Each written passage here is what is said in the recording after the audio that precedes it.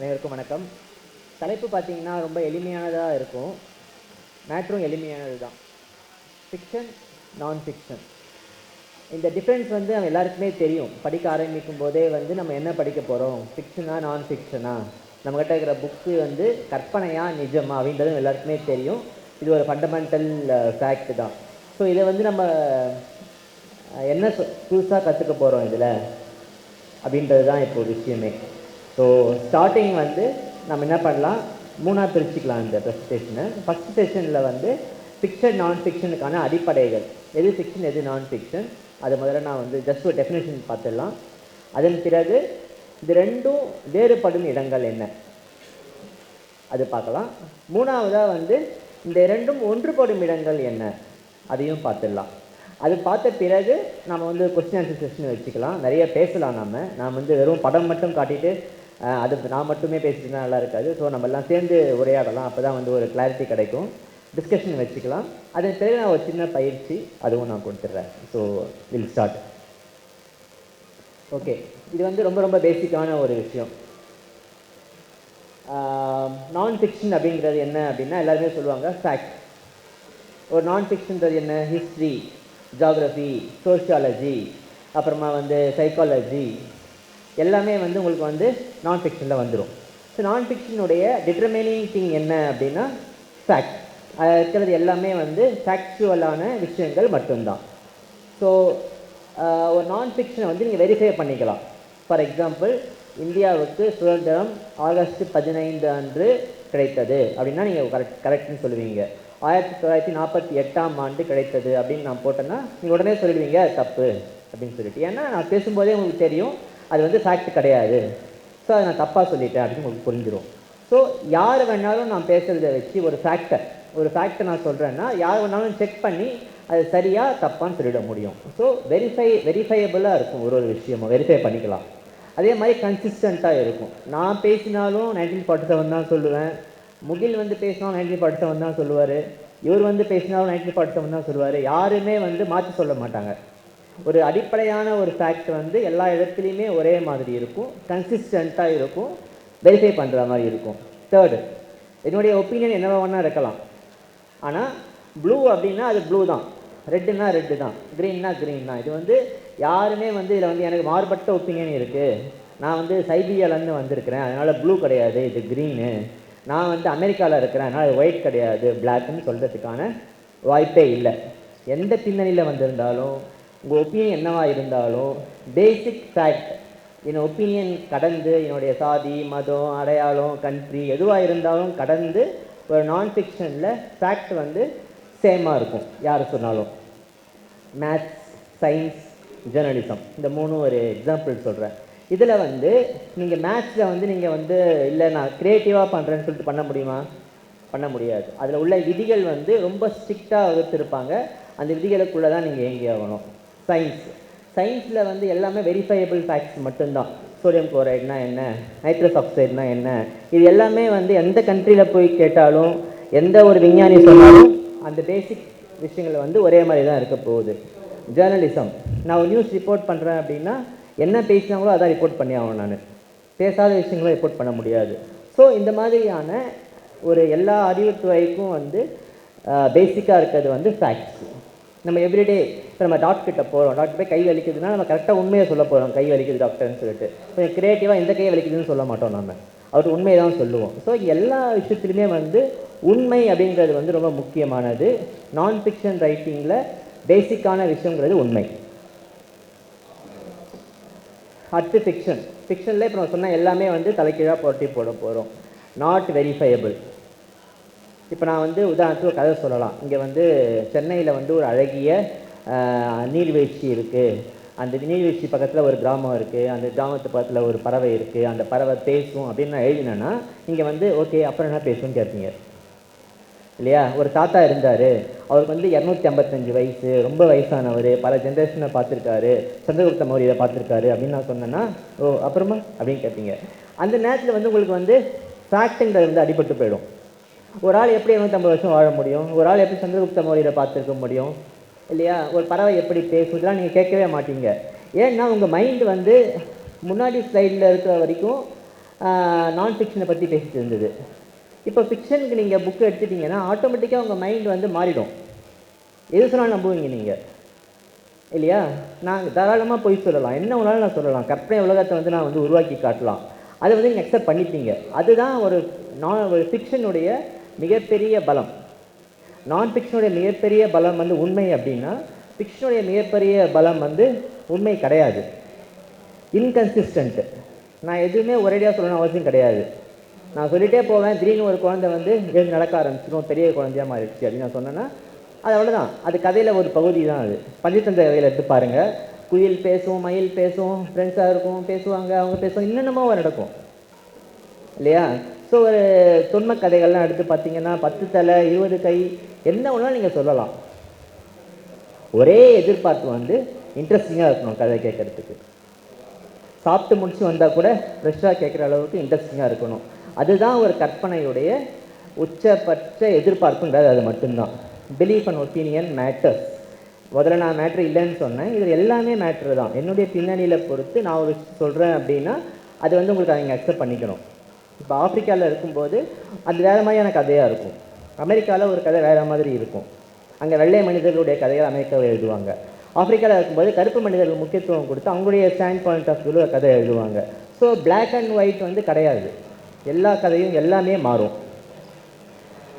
எங்கெல்லாம் வந்து ஃபிக்ஷன் யூஸ்ஃபுல்லாக இருக்கும் அப்படின்னா, நம்ம கனவுகள், நம்ம எதிர்பார்ப்புகள், நம்மளுடைய என்ன பண்ணணுன்றதுக்கான திட்டங்கள் எல்லாத்துலேயுமே நம்ம ஒரு கனவு இருக்குது, ஒரு கற்பனை இருக்குது.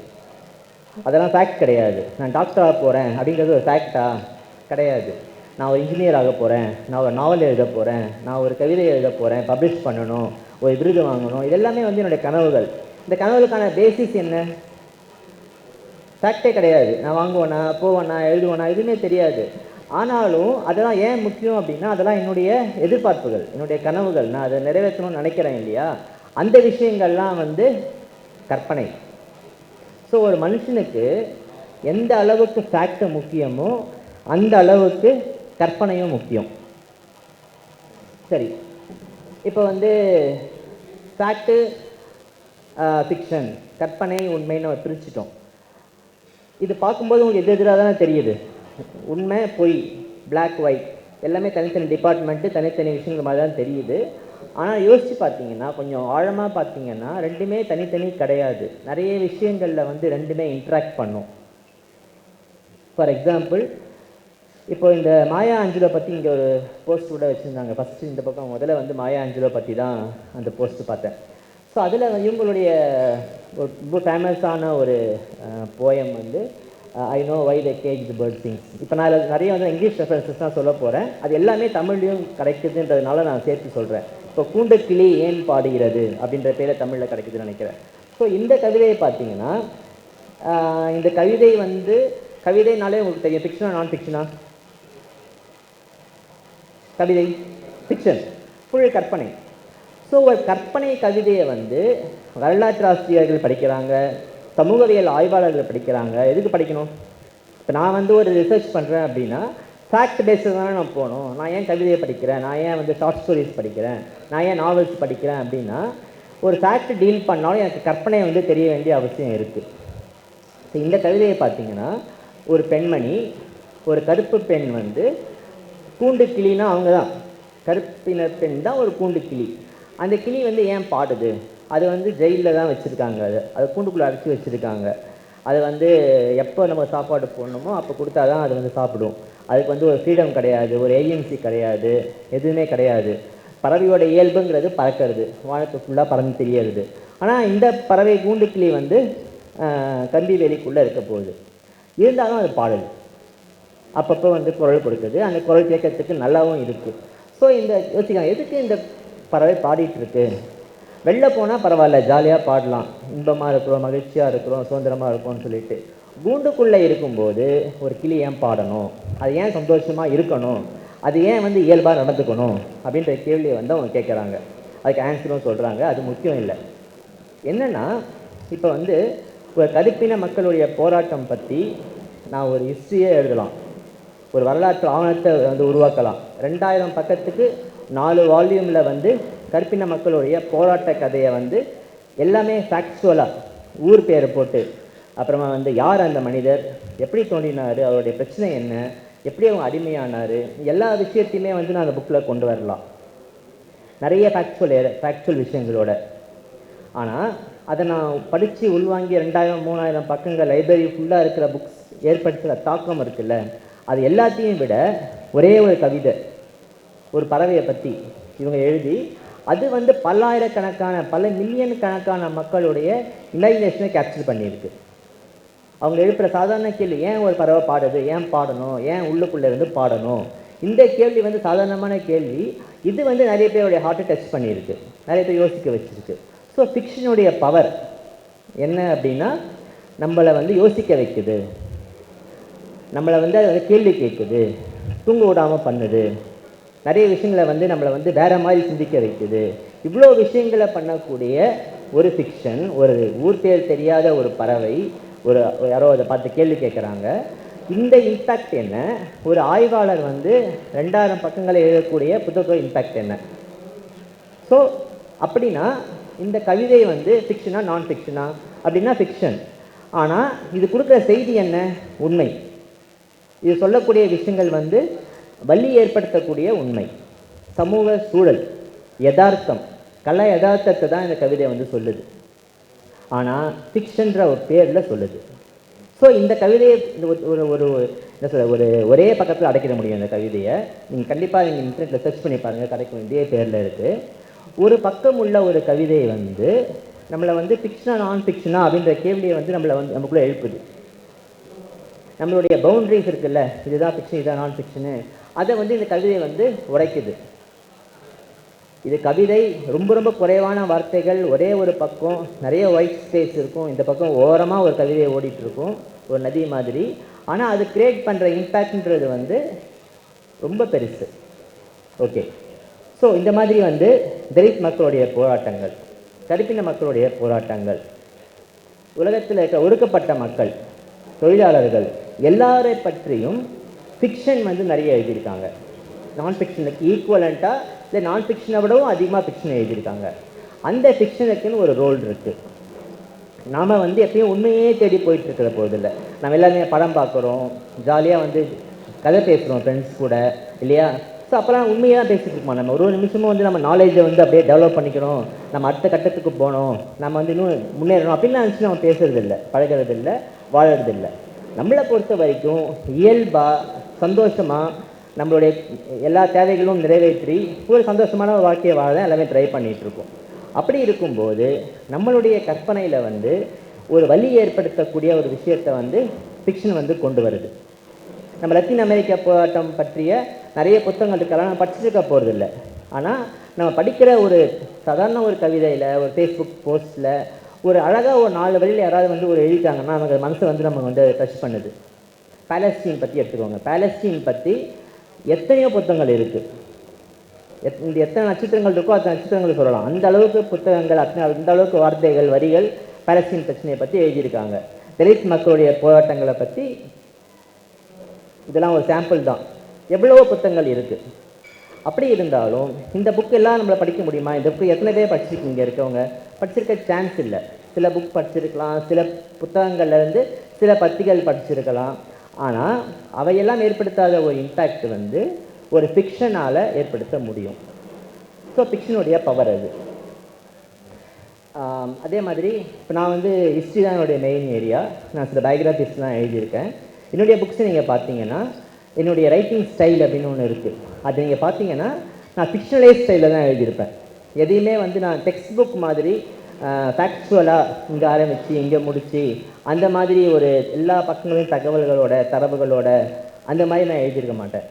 தரவுகள் இருக்கும், உண்மை இருக்கும், எல்லாமே வந்து நடந்தது தான். ஆனால் ப்ரெசென்ட் பண்ணுற ஒரு விதம் இருக்குல்ல, அந்த ப்ரெசன்டேஷன் வந்து ஜாலியாக எல்லோரும் படிக்கக்கூடிய நடையில் ஒரு ஃபிக்ஷனலைஸ்டு ஸ்டைலில் தான் நான் எழுதியிருப்பேன். அதே மாதிரி தான் முகில் பேசின செஷன் நீங்கள் கேட்டிருப்பீங்க.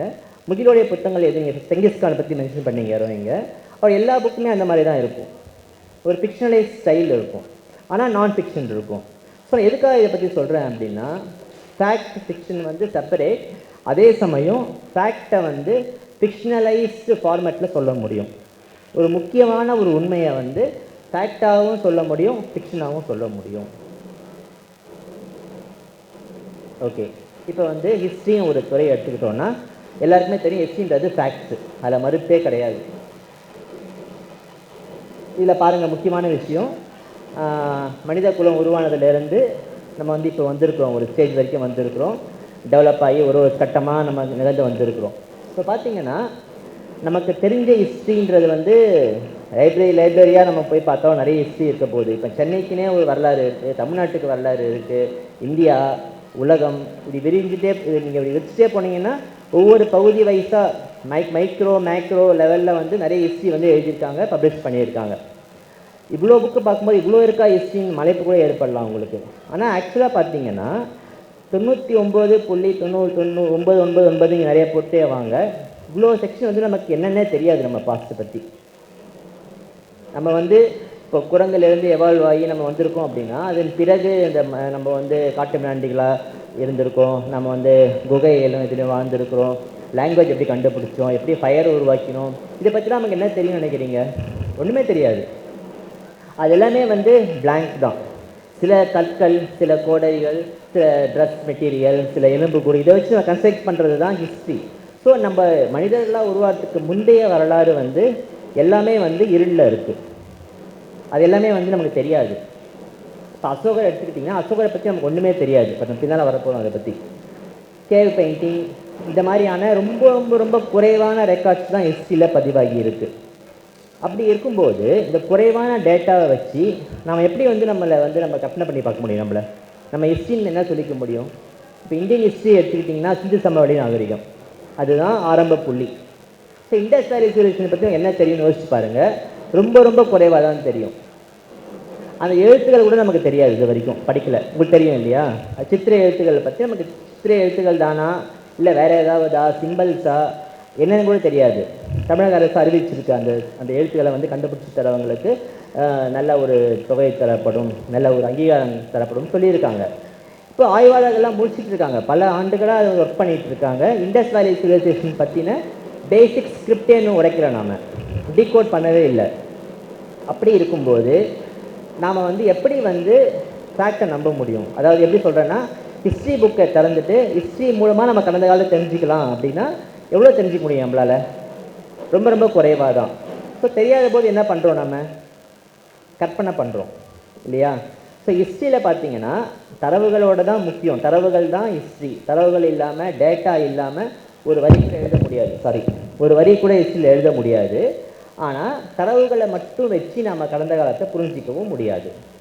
அந்த நேரத்தில் நம்ம வந்து கற்பனையை யூஸ் பண்ணுறோம். ஃபார் எக்ஸாம்பிள், இப்போ வந்து தரவுகள் தான் உண்மை தான் நான் சொன்னேன் இல்லையா, கன்சிஸ்டண்ட்டாக இருக்கணும், யார் வந்து கேட்டாலும் ப்ளூ வந்து ப்ளூ தான் அப்படின்னு சொன்னேன். ஹிஸ்ட்ரியில் பார்த்தீங்கன்னா அவுரங்கசீப் பற்றி நீங்கள் கேட்டிங்கன்னா ஒருத்தரும் ஒரு மாதிரி சொல்லுவாங்க. அவுரங்கசீப் நல்ல அரசரா? இது ஒரு ஹிஸ்டாரியன் கிட்ட போய் நீங்கள் கேட்டு பாருங்கள். அந்த ஹிஸ்டாரியன் யாருன்றதை பொறுத்து கேள்வி மாறும். அம்பேத்கர் நல்ல தலைவரா? காந்தி ஒரு நல்ல அஹிம்சவாதியா? பேசிக்கான விஷயங்களை கேளுங்க, ரொம்ப ரொம்ப பேசிக்கான விஷயங்கள். இது வந்து எல்லாருக்குமே தெரியும், நம்ம சின்ன வயசுலேருந்தே நம்ம வந்து பார்த்துட்டே இருக்கோம், நினச்சிட்டு இருப்போம். ஆனால் ஆச்சரியமூட்டுற மாதிரி சிம்பிளான கொஸ்டின்ஸுக்கு வந்து உங்களுக்கு வந்து பலவிதமான ஆன்சர்ஸ் கிடைக்கும். காந்தி நல்லவரான்னு நீங்கள் கேட்டிங்கன்னா நல்லவர்னு சொல்லுவாங்க. ஓகே, நல்லவர் தான், அவர் ஒரு உயர்ந்த கடவுள், அவரை மாதிரி யாருமே கிடையாது. அதில் ஆரம்பித்து இல்லைங்க பிரச்சனை இருக்குங்க அவர்கிட்ட, நான் முரண்படுறேன் அவர்கிட்ட, காந்தி தேசியவாதியே கிடையாது, காந்தி வந்து நம்மளுடைய தேச தந்தை கிடையாது, அப்படி ஆரம்பித்து பலவிதமான பார்வைகள் வந்து நிறைய பேர் வந்து சொல்லுவாங்க. அப்போ நம்ம ஒரு கேள்வி என்னென்னா, எல்லாமே ஃபேக்சுவல் அப்படின்னா ஏன் வந்து பார்வை மாறுது? அவுரங்கசீப் பற்றின பார்வை ஏன் மாறுது? ஏன் காந்தியை பற்றின பார்வை மாறுது? ஏன் அம்பேத்கர் பற்றிய பார்வை மாறுது? இந்தியா எப்போ சுதந்திரம் கிடச்சிதுன்னு கேட்டால் ஒரே மாதிரி ஆன்சர் யாருமே சொல்கிறோம். அவர் லெஃப்டா, ரைட்டா, சென்டரா, அரசியல்வாதியா, தொழிலாளியா, எழுத்தாளரான்ற பேதமே கிடையாது, எல்லாருமே ஒரே டேட்டை தான் சொல்லுவோம். ஆனால் சுதந்திரத்துக்காக போராடியவர்கள் அப்படின்னு யாரும் அவங்கள்ட்ட கேளுங்க, 2 பேரை கேளுங்க. ஒருத்தர் சுபாஷ் சொல்லுவார், ஒருத்தர் காந்தி சொல்லுவார், ஒருத்தர் நேரு சொல்லுவாங்க, ஒருத்தர் வந்து வேறு எதனா ஒரு பேரை சொல்லலாம். ஸோ அங்கேருந்து டிஃப்ரென்ஸ் ஆரம்பிக்குது, உங்களுக்கு புரியுது இல்லை? ஸோ பேசிக்கான ஒரு விஷயத்துக்கு கூட மல்டிப்புளான ஒரு ரெஸ்பான்ஸ் கிடைக்கிது. ஸோ இப்படி இருக்கும்போது இந்த கேப் எப்படி ஃபில்அப் பண்ணுறது? ஏன் வந்து பலவிதமான பாயிண்ட் ஆஃப் வியூ இருக்குது? ஏன் வந்து நான் ஃபிக்ஷனில் ஏன் இத்தனை விதமான பார்வைகள்? இப்போ வந்து அசோகர் எடுத்துக்கலாம். அசோகர் வந்து எனக்கு தனிப்பட்ட முறையில் ரொம்ப பிடிச்சமான ஒரு பர்சனாலிட்டி, பேரரசர். இந்தியாவில் மட்டும் இல்லை, உலக அளவுலேயும் வந்து அசோகருக்கு ஈக்குவலாக சொல்கிற மாதிரி ஒரு பேரரசர் கிடையாது. ஏன் ஒரே ஒரு காரணம் மட்டும் சொல்கிறேன்.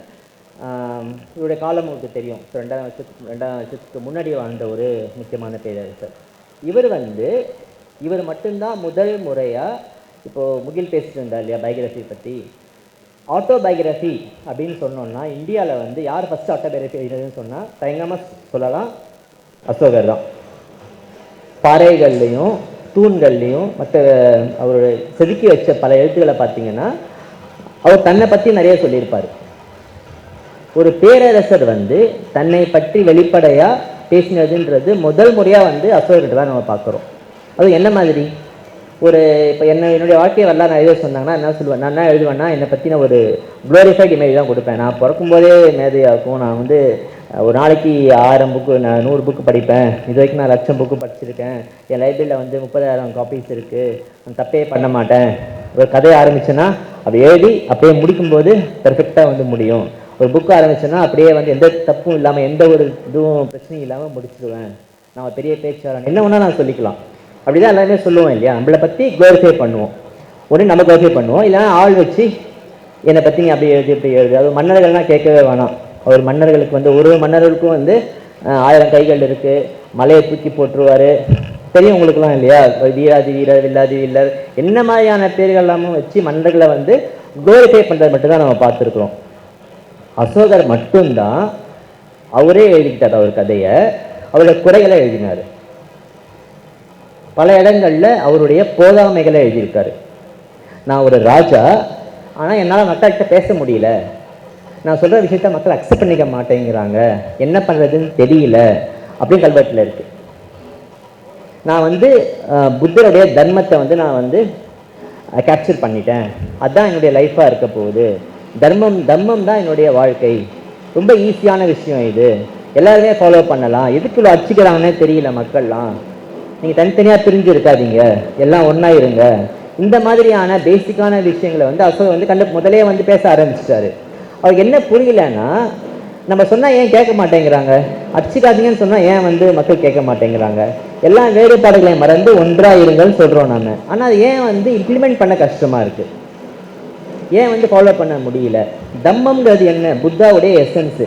அந்த எசன்ஸை ஏன் ஃபாலோ பண்ண முடியல, ஏன் அவ்வளோ கஷ்டமாக இருக்குது? ஸோ என்ன பண்ணுறாருன்னா, ப்ரில்லியண்ட்டாக ஒரு விஷயம் பண்ணுறாரு. ஃபஸ்ட்டு என்ன பண்ணுறாருன்னா, ஒரு மன்னர் இல்லையா, அப்படி பண்ணால் வந்து ஆள் ஓடி வருவாங்க. ஸோ என்ன பண்ணுறாரு, நாளையிலேருந்து இங்கே எல்லாருமே தம்மத்தை ஃபாலோ பண்ணணும், எல்லாருமே வந்து ஒத்துமையாக இருக்கணும், எல்லாருமே வந்து அண்டர்ஸ்டாண்டிங்காக இருக்கணும், யாருமே சண்டை போடக்கூடாது, இது மன்னருடைய ஆணை. எழுதிட்டாரா? கல்வெட்டில் எல்லாம் பொறிச்சிட்டாங்க.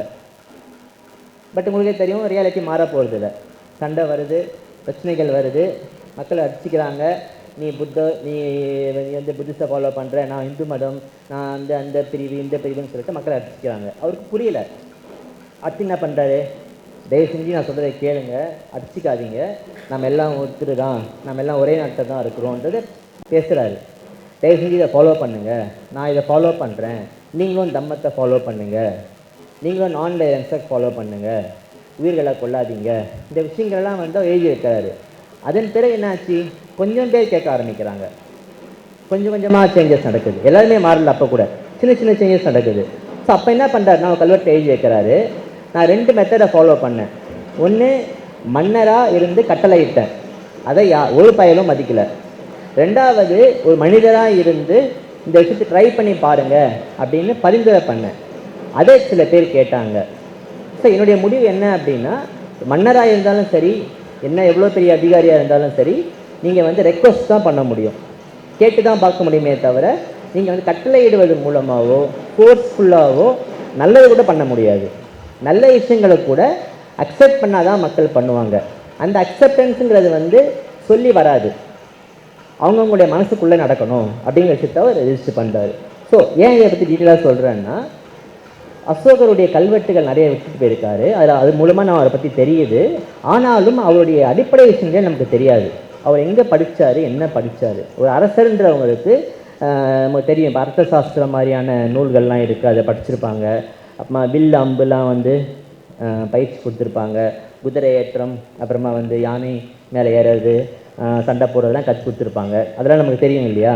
பட் இதெல்லாம் அசோகர் ஃபாலோ பண்ணாரா அப்படின்னா தெரியாது நமக்கு. அசோகருடைய குரு யார், யார்கிட்ட கற்றுக்கிட்டாரு தெரியாது. எப்படி இருப்பார் அவர் பார்க்குறதுக்கு நமக்கு தெரியாது. அப்புறமா வந்து கலிங்க போருக்கு இது எல்லாருக்கும் தெரியும். கலிங்க போருக்கு போனார். உடனே வந்து மனம் மாறி வன்முறையை பார்த்து அஃபெக்ட் ஆகி அவர் வந்து நான் வயலன்ஸுக்கு வந்துட்டாருன்னு தெரியும். பட் இந்த மாற்றம் எப்படி நடந்தது? உடனே நடந்ததா, கொஞ்ச நாள் கழிச்சு நடந்ததா, இல்லை போர் நடக்கும்போதே அவர் மனம் மாறிட்டாரா, எப்படி இந்த பெரிய மாற்றம் நடந்தது யாருக்குமே தெரியாது.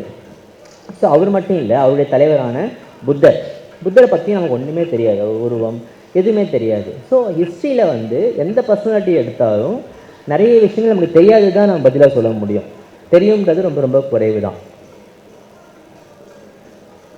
ஸோ இதனால் என்ன பண்ண முடியும்? வேறு வழியே இல்லை, ஹிஸ்ட்ரியோட இமேஜினேஷனை சேர்க்க வேண்டியது இருக்குது. ஸோ இங்கே தான் நம்ம கேர்ஃபுல்லாக கவனிக்க வேண்டிய ஒரு விஷயம் இருக்குது. ஹிஸ்ட்ரியில் இமேஜினேஷன் கலக்கிறது அப்படின்னா என்ன? நம்ம வந்து அசோகரை பார்த்ததில்லை, அதனால் வந்து அசோகர் வந்து குண்டாக தான் இருப்பார், அவர் வந்து 5 அடி உயரமாக இருப்பார் அப்படின்னு நான் கற்பனை பண்ணி எழுத முடியுமா? முடியாது. அசோகர் வந்து ஒரு பெரிய ஒரு முக்கியமான ஒரு ஆள்கிட்ட கற்றுக்கிட்டாரு, நிறைய விஷயங்களை வந்து அவர் தெரிஞ்சுக்கிட்டாரு, தத்துவம்லாம் கற்றுக்கிட்டாரு அப்படின்னு நான் வந்து எழுத முடியுமா? எழுத முடியாது. ஏன்னா ஆதாரம் கேட்பீங்க நீங்கள். அடுத்தது அசோகர் 5 அடி 6 அங்குலம் இல்லை 6 அடி 2 அங்குலம் அப்படின்னு எழுதினேன்னா அதுக்கு ஆதாரம் என்ன காமிக்க முடியும்? கல்வெட்டு இருக்கா? இல்லை. ஸோ அப்போ என்ன பண்ண முடியும்னா ஒரே பாசிபிலிட்டி வந்து இமேஜின் பண்ண முடியும். அது இமேஜினேஷனுக்கு ஒரு எல்லை இருக்குது. ஸோ அதுதான் நம்ம கவனிக்க வேண்டிய முக்கியமான விஷயம். இது வந்து ஹிஸ்ட்ரியில் இமேஜினேஷன் கலக்கும்போது அந்த எல்லையை வந்து ரொம்ப ரொம்ப கேர்ஃபுல்லாக ஒரு டாக்டர் மாதிரி, சர்ஜன் மாதிரி கடைப்பிடிக்கணும். ஃபிக்ஷன் எழுதுறீங்கன்னும் போது உங்களுக்கு வேறு மாதிரியான இமேஜினேஷன் இருக்கும். ஹிஸ்ட்ரின்னும் போது என்ன பண்ணலாம்? ஃபார் எக்ஸாம்பிள், இப்போ அசோகரை பற்றி நமக்கு தெரியல அப்படின்னா அசோகர் காலகட்டத்தில் மற்ற ஆட்கள் இருக்காங்கல்ல, அவங்கள பற்றிய தகவல் ஏதாவது கிடைக்குதா? அசோகருடைய அதே காலகட்டத்தில் இந்தியாவை பற்றி என்ன தெரியும் நமக்கு? யாராவது வந்துட்டு போயிருக்காங்களா? அயல்நாட்டு பயணிகள் வந்துட்டு போயிருக்காங்களா? குறிப்பிட எழுதி வச்சுருக்காங்களா? இல்லை அங்கே உள்ள ஆர்கியாலஜிக்கல் எவிடன்ஸ் ஏதாவது நம்மகிட்ட சொல்லுதா? அதை வச்சு ஏதாவது கண்டுபிடிக்க முடியுமா? ஸோ அசோகரை விட்டுடலாம். அவரை சுற்றி உள்ள மற்ற விஷயங்கள். அப்போ என்ன மதம் இருந்தது? 2500 வருஷத்துக்கு முன்னாடி என்ன மதத்தை ஃபாலோ பண்ணாங்க? என்ன மாதிரியான பிரச்சனைகள் இருந்தது? அப்போது வழிபாடு இருந்ததா? கோயில் இருந்ததா? இந்த மாதிரியான கொஸ்டின்ஸ் நம்ம ரைஸ் பண்ணணும் ஒரு ஹிஸ்டாரியன். இந்த ரைஸ் பண்ண என்ன மாதிரி ட்ரெஸ் போட்டிருப்பாங்க இதெல்லாம் நான் கற்பனை பண்ணி பார்க்கலாம். தைக்கிறதுக்கான வழி கிடையாது. என்ன மாதிரியான ட்ரெஸ் அவங்க தைச்சிருப்பாங்க, என்ன மாதிரியான ட்ரெஸ்ஸு போட்டிருப்பாங்க. பொண்ணும் பொருளும் வச்சுருந்தாரு, அவர் கஜனா முழுக்க வந்து தங்கமும் வைரமும் இப்படிலாம் எழுதி போயிடலாம். ஆனால் அதுக்கான சாத்தியங்கள் இருக்கா? தங்கம் கிடச்சிருக்குமா? வைரம் கிடச்சிருக்குமா? அசோகர்கிட்ட வைரம் இருந்ததா? அசோகர்கிட்ட வந்து அணிகலன்கள் போட்டிருந்தாரா? அவர் பட்டாடையை போட்டிருந்தாரா? இல்லைனா வந்து தோல் ஆடையை போட்டிருந்தாரா? இமேஜின் பண்ணலாம். தோல் ஆடையை போட்டிருக்க வாய்ப்பு இருக்கா? அவர் ஒரு புத்தர்னு சொல்கிறாரு, அவர் பௌத்தத்தை ஃபாலோ பண்ணுறவராக சொல்கிறாரு, மிருகவதை கூடாதுங்கிறாரு. ஸோ லெதர் குட்ஸ் யூஸ் பண்ணியிருப்பாரா? ஸோ இந்த மாதிரி கொஸ்டின்ஸ் எல்லாம் வந்து நம்ம ரைஸ் பண்ணுறது முக்கியம். இப்போ அம்பேத்கர் என்ன போட்டிருந்தாலும் நமக்கு தெரியும், அவருடைய அப்பியரன்ஸ் அப்படின்றது நமக்கு தெரியும். நேரு பற்றி நமக்கு தெரியும், காந்தி பற்றி நமக்கு தெரியும், காந்தியோடைய ட்ரெஸ் பற்றி நமக்கு தெரியும், அம்பேத்கர் ட்ரெஸ் பற்றி தெரியும். 2 பேருடைய ட்ரெஸ்ஸிங் சென்ஸும் ஏன் வேகமாக இருந்தது நமக்கு தெரியும். காந்தி வந்து ஏன் வந்து கதராடை அணிஞ்சார்? ஒரு மெல்லிய ஆடை, ஒரே ஒரு ஆடை மட்டும் போட்டிருந்தார். அம்பேத்கர் ஏன் வந்து டிக்னிட்டியோட ஒரு கோட் சூட் போட்டிருந்தார்? இது நமக்கு தெரியும். இந்த அரசியலாம் நம்ம படிச்சிருக்கோம். ஸோ அசோகர் என்ன பண்ணாருன்னும் போது நம்ம அது பின்புலத்தை ஆராய வேண்டியது இருக்குது. ஸோ ஹிஸ்ட்ரியிலையும் வந்து நம்ம இமேஜினேஷன் நமக்கு தேவை. ஓகே, இதுதான் வந்து ரொம்ப கிளாசிக்கான, ஹிஸ்ட்ரியிலேயே வந்து ரொம்ப கிளாசிக்கான ஒரு விஷயம். இது மேப், ஏதாவது மேப் எடுத்துக்கோங்க. இந்த மேப்பு தான் கிடையாது, வேர்ல்டு மேப்பு, இந்தியன் மேப்பு, இல்லைனா சென்னை, எதுனா ஒரு இடம் எடுத்துக்கோங்க. நீங்கள் மேப்புங்கிறது வந்து ஃபிக்ஷனா நான் ஃபிக்ஷனா? இது கேள்வி கொஞ்சம் வித்தியாசமாக தெரியும் உங்களுக்கு. ஃபிக்ஷனா நான் ஃபிக்ஷனா சொல்லுங்கள் பார்க்கலாம்.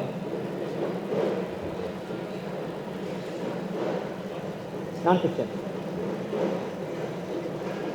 சும்மா இப்போ தப்பாக தான் பரவாயில்ல, இதுதான் பரவாயில்ல, சொல்லுங்கள்.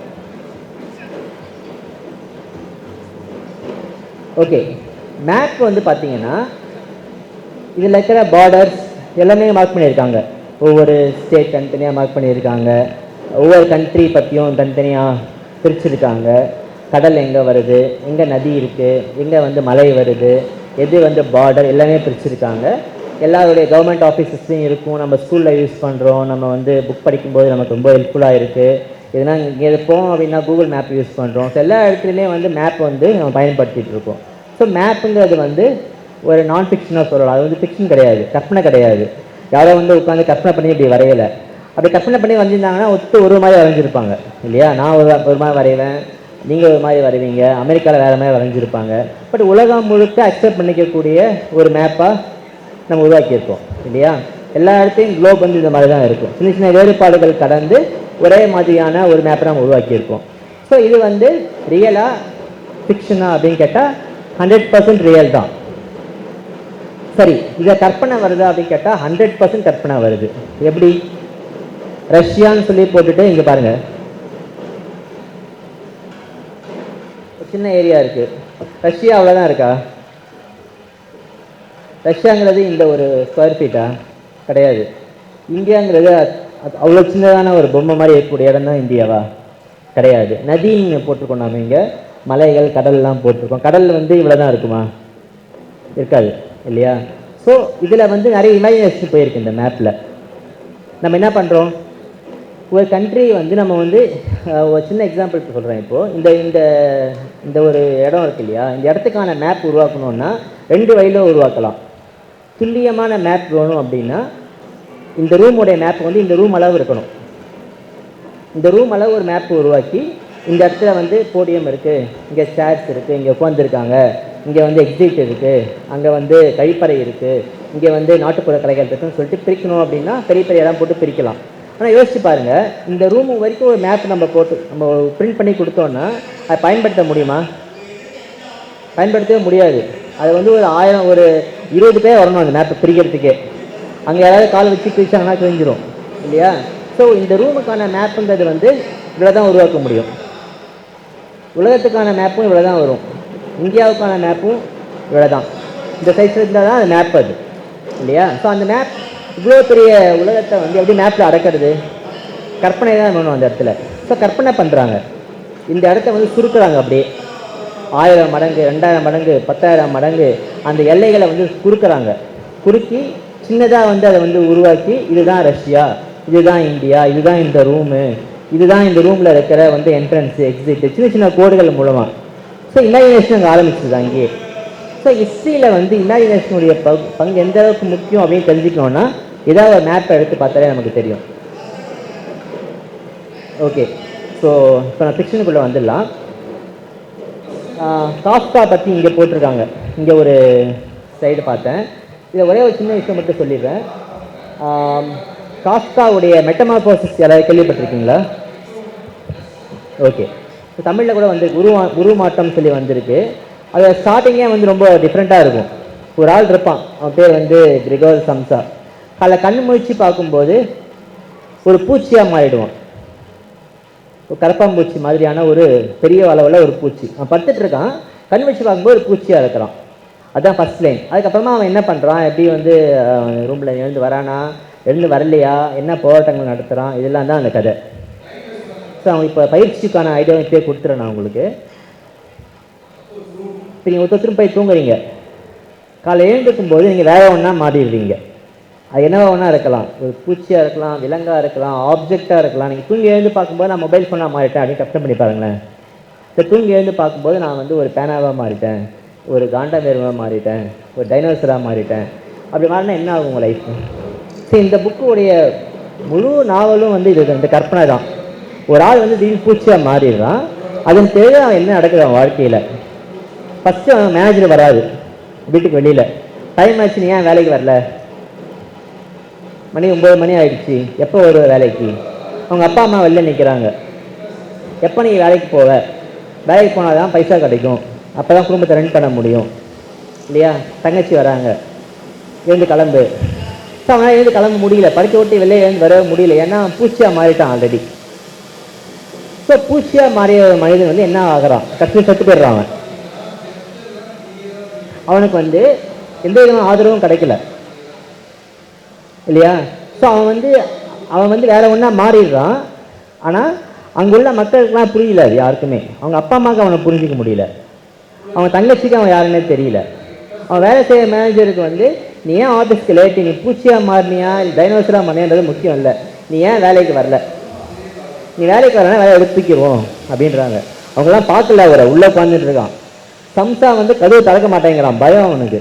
கதவை திறந்தா பூச்சியாக மாறினது வந்து எல்லாருக்கும் தெரிஞ்சிடும். கதவை திறந்தா நிஜ பர்சனாலிட்டி வந்து தெரிஞ்சிடும். என்ன பண்ணுறது? அவமானம், வெக்கம், பயம், குழப்பம். ஸோ காஃப்கா வந்து ஒரு ஜெர்மன் ரைட்டர். ஸோ இந்த கதையை எழுதும்போது என்ன நினச்சிருப்பார் அவரும் நம்மளால் புரிஞ்சிக்கவும் முடியாது. ஸோ பூச்சியாக மாறுறான்றது வந்து ஒரு உருவகமாக இருக்காங்க. அவனே ஒரு பூச்சி மாதிரி. பூச்சின்னா அவன் கரப்பான் பூச்சியை வந்து நம்ம என்ன பண்ணுவோம்? பார்த்தோன்னே அருவறுப்பு தானே வரும், நமக்கு பயம் வரும், அருவறுப்பு வரும். அந்த மாதிரி இந்த மனுஷனை பார்த்து எல்லாரும் பயப்படுறாங்க வீட்டில். யார்? அவன் சொந்த அப்பா அம்மா, சொந்த தங்கச்சி, பல வருஷம் வேலை பண்ண மேனேஜர். ஸோ அவனை யாருமே புரிஞ்சிக்கல அப்போ, இல்லையா? ஸோ இந்த மாதிரியான ஒரு கற்பனை கதை வந்து இலக்கியவாதிகள் மட்டும் படிக்கலை, வரலாற்று ஆசிரியர்கள் படிக்கிறாங்க, சமூகவியல் ஆய்வாளர்கள் படிக்கிறாங்க, உளவியல் ஆய்வாளர்கள் படிக்கிறாங்க.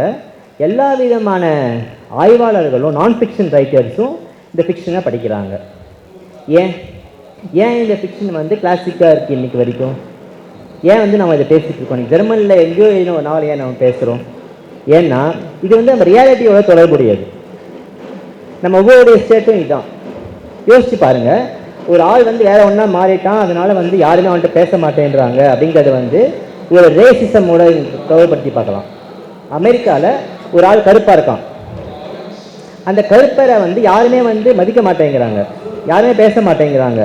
ஒரு டிக்னிட்டி இல்லை, ஒரு வேலைக்கு போக முடியல அவரால். ஸோ ஒரு தோளுடைய நிறம் காரணமாக ஒரு மனிதர் வெறுக்கப்படுகிறார், இல்லையா? கேஸ்ட் எடுத்துக்கோங்க, ஏன் தீண்டாமைன்னு வருது? பார்க்கறதுக்கு ரொம்ப நார்மலான ஒரு ஹியூமன் பீயிங் ஏன் தள்ளி வைக்கிறோம்? நம்ம ஒரு நார்மலான ஒரு பர்சனை வந்து எதுக்கு நம்ம கேஸ்ட் மூலமாக நம்ம பிரிக்கிறோம்? இதெல்லாமே வந்து இந்த காஃப்காவுடைய ஸ்டோரியிலேருந்து நம்ம தெரிஞ்சுக்க முடியுது. ஸோ நான் ஏன் இந்த காஃப்காவை கொண்டு வந்தேன்னா, ஒரு கற்பனையான ஒரு நாவல், கற்பனையான ஒரு கதை, ஒரு ஃபேண்டசி, இல்லையா?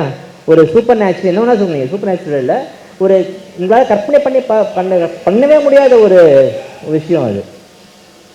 ஆனால் எந்த விதமான விளக்கமும் தரல காஃப்கா. அதில் ஏன் வந்து ஒரு மனுஷன் பூச்சியாக மாறுறான்றது விளக்கவே இல்லை அவர் எங்கேயுமே. அதை வந்து ஒரு ஃபேக்சுவலாக சொல்லிட்டு போகிறாரு. காலை எழுன்னா பூச்சியாக மாறிட்டான், அவ்வளோதான். ஸோ இந்த மாதிரியான ஒரு நாவல் வந்து கற்பனை வந்து நம்மளுடைய ஹிஸ்டாரிக்கல் சென்ஸை வந்து நமக்கு வந்து டச் பண்ணுது. அது இந்தியாவில் படித்தா கேஸ்டோட ரிலேட் பண்ணி பார்க்க முடியும், அமெரிக்காவில் வந்து ஒருத்தர் படித்தாங்கன்னா ரேஸோட ரிலேட் பண்ணி பார்க்க முடியும், ஆப்பிரிக்காவில் ஒருத்தர் படித்தாங்கன்னா வேறு மாதிரியான ஒரு உணர்வு வரும். ஸோ நல்ல கதைங்கிறது வந்து ஃபிக்ஷன் நான் ஃபிக்ஷன் எல்லையை தாண்டுது. ஃபிக்ஷன் எல்லையை தாண்டி போய் நான் ஃபிக்ஷன் கிட்ட போகுது, அது நம்மளுடைய சோஷியல் ரியாலிட்டி கிட்ட போகுது. ஸோ காஃப்கா மாதிரியான ரைட்டர்ஸ் வந்து என்ன ஏன் கிளாசிக்காக நம்ம கொண்டாடுறோன்னா, அவங்க முழுக்க ஒரு ஃபிக்ஷனை வந்து நான் ஃபிக்ஷனாக மாற்றி, நான் ஃபிக்ஷன்லேருந்து ஒரு ஃபிக்ஷனை கொண்டு வந்து வெவ்வேறு தளங்களுக்கு கொண்டு போகிறாங்க. ஒரு கதையை நிறைய கேள்விகளை கேட்க வைக்கிறாங்க, சைக்காலஜிக்கலாக டீப்பாக நம்மளை திங்க் பண்ண வைக்கிறாங்க. ஸோ அதனால தான் வந்து நம்ம வந்து கற்பனையை வந்து எப்பயுமே நம்ம வந்து பேசும்போது சொல்லுவோம் இல்லையா, கதை விடுறான், கதை எழுதுறான், சும்மா கதை விடுறவன், ஏதோ கற்பனை வந்ததை உளர்றான். ஸோ நம்ம இது வார்த்தையை யூஸ் பண்ணுற விதத்திலே பாருங்கள், கற்பனைங்கிறது ஏதோ சீப்பான விஷயமாகவும், கதை விடுறதுன்றது ஏதோ ஒரு பொய் சொல்கிறான்ற மாதிரியும் பிரிக்கிறோம் இல்லையா? அந்த பிரிவினையை வந்து உடைக்கணுங்கிறது தான் என்னுடைய ப்ரெசன்டேஷனுடைய ஒரே எய்ம். கதை விடுதல்ன்றது ஒரு ஆற்றல், கதையை சொல்கிறதுன்றது ஒரு ஆற்றல், கதை எழுதுவதுங்கிறது ஒரு சாதிக்க முடியாது, அவ்வளோ சீக்கிரமாக எல்லாருக்கும் வரக்கூடிய ஒரு விஷயம் கிடையாது, இல்லையா? இப்போ நீங்கள் நினச்சிங்கன்னா டக்குன்னு கதை எழுத முடியாது, யோசிக்கணும், உங்களை விஷயத்தை ஏதோ விஷயம் பாதிக்கணும் உங்களை. ஸோ கதை விடுதல்ங்கிறது ஒரு நல்ல ஒரு லிட்ரரி டேலண்ட் அது. ஸோ கதைங்கிறது வந்து எந்த வகையிலையுமே வந்து ஃபிக்ஷன் நான் ஃபிக்ஷன்கிறத பிரிக்கவே தரமாக பிரிக்கக்கூடாது. நான் ஃபிக்ஷன் உயர்ந்தது, ஃபேக்சுவல் விஷயங்கள் தான் உயர்ந்தது, ஹிஸ்ட்ரி தான் முக்கியமானது, கதை வந்து முக்கியம் இல்லை, கவிதைங்கிறது வந்து ரெண்டாவது பட்சம், இல்லையா? கட்டுரை தான் உயர்ந்தது, வாழ்க்கை வரலாறு உயர்ந்தது, ஆனால் நாவல் வந்து பெருசு கிடையாது. அந்த மாதிரியான பிரிவுகள் கூடாது. ஃபிக்ஷன் நான் ஃபிக்ஷன் ரெண்டுமே நமக்கு தேவை. எந்த அளவுக்கு ஃபிக்ஷன் படிக்கிறோமோ அந்த அளவுக்கு நான் ஃபிக்ஷன் படிக்கணும். ஆட்டோமேட்டிக்காக படிப்பீங்க. இப்போ நீங்கள் காஃப்காவை படிச்சிட்டிங்கன்னா இன்னொரு கதைக்கு போக மாட்டீங்க. நீங்கள் ஏன் இந்த மாதிரி நடந்தது, ஏன் இந்த மாதிரி கதை எழுதினார் அவர், காஃப்காவோடைய பயோகிராஃபி எடுத்து பார்ப்பீங்க. அடுத்தது இந்த மாதிரி ஒருத்தர் எழுதுறாருன்னா அவர் வாழ்க்கை எந்த மாதிரி இருக்கும், இல்லையா? எதுக்கு இது கற்பனை அவருக்கு தோணுது? அவர் வாழ்க்கையை பார்த்தீங்கன்னா இந்த மாதிரி விஷயம் நிறைய நடந்திருக்கு. அவர் லைஃப்லேயும் இந்த மாதிரியான பிரச்சனை ஃபேஸ் பண்ணியிருக்காரு. அந்த பிரச்சனையோடைய இன்னொரு வடிவமாக தான் அந்த கதையை எழுதியிருக்காரு. ஸோ ஸோ முழுக்க முழுக்க கற்பனைங்கிறது வந்து ரியாலிட்டியிலேருந்து மட்டும்தான் வர முடியும். கதை விடுதல் வந்து யதார்த்தத்திலேருந்து மட்டும்தான் கதை விட முடியும். யதார்த்தத்தை மீறி கதை விட முடியாது. இன்னொரு விஷயம், கதைன்றது பொய் கிடையாது, கதைங்கிறது உண்மை. எப்படி உண்மைங்கிறது உண்மையோ அதே மாதிரி கதைங்கிறதும் உண்மைதான். உண்மையோடைய ஒரு பகுதி வந்து ஃபிக்ஷன்னா இன்னொரு பகுதி நான் ஃபிக்ஷன். கன்ஃபியூசிங்காக இருக்கா? இல்லை. ஸோ ஃபிக்ஷன் நான் ஃபிக்ஷன்றது ஒரே காயினுடைய 2 விதமான பக்கங்கள். அதான் என்னுடைய சொல்ல விரும்புவது. அதே மாதிரி இந்த கதை வந்து சின்ன கதை தான், நீங்கள் அப்புறமா படித்து பாருங்கள். இதில் வந்து ஒரு ஷார்ட்டாக சொல்லிடுறேன். ஒரு ஆள் இருப்பான், அவனுக்கு வந்து ரொம்ப ஏழை, எதுவும் அவனுக்கு வருமான வழி கிடையாது. ஸோ என்ன பண்ணுவார்னா, ஒரே ஒரு ஆற்றல் தான் அவன்கிட்ட இருக்குது. என்னென்னா, ஒரு எல்லாரையும் பார்க்குற மாதிரி ஒருத்தர் போய் உட்காந்துட்டு, நான் சாப்பிட மாட்டேன், இன்னிலேருந்து பச்சை தண்ணி கூட குடிக்க மாட்டேன், நான் வந்து அப்படியே உட்காந்துட போகிறேன், எதுவுமே வேணாம் சொல்லி உட்காந்துருவாங்க இடத்துல. உடனே மக்கள் கூட ஆரம்பிப்பாங்க, ஒன்றும் சாப்பிடாமல் இருக்கான் பார்க்கலாம், சாப்பிடாமல் இருக்கானா இல்லை நைஸாக சாப்பிட்றான்னு பார்க்கலாம் அப்படின்னு சொல்லிட்டு மக்கள் கூட ஆரம்பிக்கிறாங்க. மக்கள் பேசிக்கிறாங்க, யார் அது என்ன பண்ணுறான் அப்படின்னா, ஒன்றும் இல்லை, அவன் வந்து சாப்பிடாமல் இருக்க போகிறானா, உண்ணாவிரதம் இருக்க போகிறானா, பார்க்கலாம் வாங்கன்னு சொல்லிட்டு மக்கள்லாம் வந்து பார்க்குறாங்க. கொஞ்சமாக வந்து பார்த்துட்டே இருக்காங்க. அவன் பாட்டு உட்காந்துட்டே இருக்கான். ஸோ மக்கள் கூட கூட அவன் சந்தோஷமாக இருக்க, அவனுக்கு நம்மளுடைய அப்ரிஷியேட் பண்ணுறாங்க நம்மளுடைய விஷயத்தை சொல்லி வந்து பார்த்துட்டு இருக்காங்க. ஸோ கொஞ்ச நாள் கழிச்சு என்ன ஆகுதுன்னா, ஒரு நாள் ஃபுல்லாக அதே மாதிரி உட்காந்துருக்கான். 2 நாள் ஆகுது. அவன் எழுந்துக்கலாம் இடத்த விட்டு, ஒன்றுமே சாப்பிடல, தண்ணி கூட குடிக்கல, அப்படியே உட்காந்துட்டு இருக்கான். எல்லாம் பார்த்துட்டே இருக்காங்க. மக்கள் வராங்க போகிறாங்க. ஒரு 2 நாளுக்கு அப்புறம் என்ன ஆகுதுன்னா, எல்லாருமே கலைஞ்சு போயிடுறாங்க. ஓகே, நான் சாப்பிட மாட்டான், அவ்வளோதானே, வேறு என்ன இருக்குது, தண்ணி குடிக்க மாட்டான், சாப்பிட மாட்டான், தூங்க மாட்டான், ஓகே நம்ம அடுத்த வேலையை பார்க்க போயிடலாம்னு சொல்லி போயிடுறாங்க. இது வந்து அஃபெக்ட் பண்ணுது அந்த ஆளை. அவனை பொறுத்த வரைக்கும் சாப்பிடாமல் தூங்காமல் தண்ணி குடிக்காமல் உட்காந்துருக்கிறதுன்றது ஒரு ஆர்ட். அவன் வந்து ஒரு கலையை கற்றுட்டு இருக்கான். அவன் அதை பெர்ஃபார்ம் பண்ணுறான். பெர்ஃபார்ம் பண்ணும்போது நீங்கள்லாம் அவன் எழுந்து போயிடுறீங்க. அதனால் அவனுக்கு வந்து கோபம் வருது. ஸோ என்ன பண்ணுறான், அவனும் எழுந்து போயிடுறான். சின்ன கதை தான், ஒரு 4 பக்கத்தில் முடிஞ்சிடும். இதில் என்ன சொல்ல வராரு காஃப்கா அப்படின்னா, ஒரு ஆர்ட் இருக்குது, அந்த ஆர்ட்டை வந்து கஷ்டப்பட்டு ஒரு ஆர்டிஸ்ட் உருவாக்குறாரு. கதையாக இருக்கலாம், கவிதையாக இருக்கலாம். ஆனால் அதை பார்க்குறவங்க வந்து ஓகே எழுதிட்டா சரி, அப்புறம் வேறு என்ன, அவ்வளோதானா, சரி ஓகே கிளம்புறேன்னு சொல்லி போயிடுறாங்க. ஸோ ஒரு ஆர்டிஸ்ட், ஒரு கிரியேட்டர் வந்து அவருடைய ஒர்க்கை வந்து முன்வைக்கும் போது எந்த விதமான தாக்கத்தையும் ஏற்படுத்தலாது. ஃபஸ்ட்டு ஒரு க்யூரியாசிட்டி, கலைஞ்சு போயிடுறாங்க. பேசி முடிச்சு கலைஞ்சு போயிடுறாங்க. அடுத்த அமர்வு கலைஞ்சு போயிடுறாங்க. ஸோ இந்த மாதிரி வந்து கலைந்து போவதில் மட்டுமே இருந்ததுன்னா என்ன கேதர் பண்ணிக்க முடியும்? இந்த கொஸ்டினை வந்து காஃப்கா இந்த ஷார்ட் ஸ்டோரியில் ரைஸ் பண்ணுறாரு. ஓகே, ஸோ டால்ஸ்டாய் எனக்கு பிடிச்ச ஒரு ரைட்டர். இவரோட முடிச்சுக்கலாம் நினைக்கிறேன் நான்.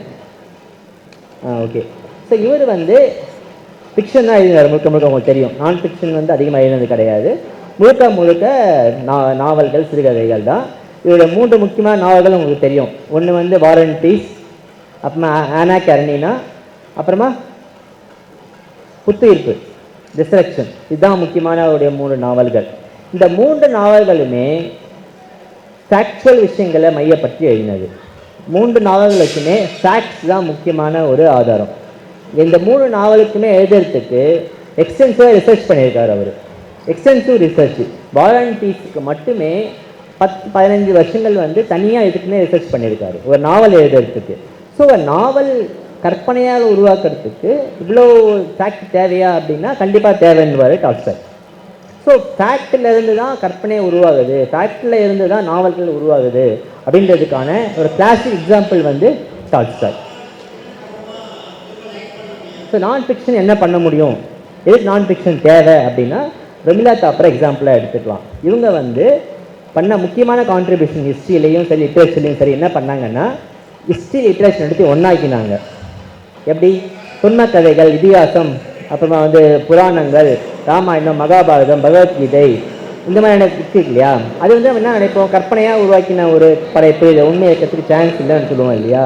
அதை வந்து ஹிஸ்டாரிக்கலாக ரிசர்ச் பண்ணி பழைய சமூகம் எப்படி சிந்திச்சிருக்கு, அந்த சமூகத்தில் என்ன உண்மைகள் இருந்திருக்கக்கூடும், ஒரு புராணங்களில் இருந்து என்ன எடுத்துக்க முடியும், அதில் என்ன விதமான கற்பனை இருக்குது, அதில் என்ன சொல்லியிருக்காங்க, அதுலேருந்து சில விஷயங்களை வந்து ஹிஸ்ட்ரிக்குள்ளே இவங்க கொண்டு வந்தாங்க.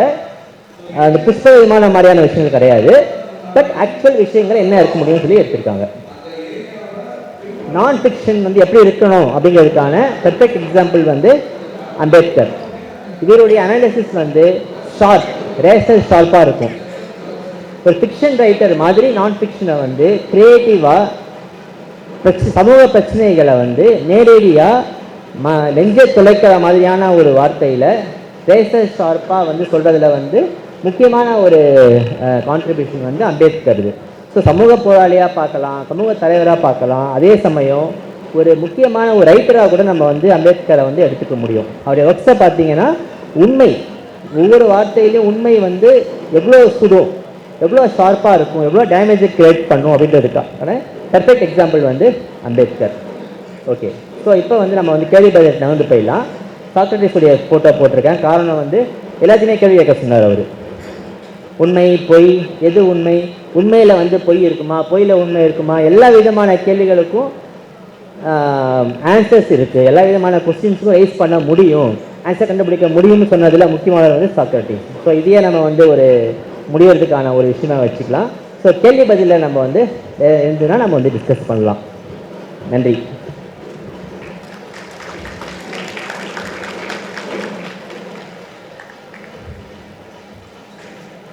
So questions.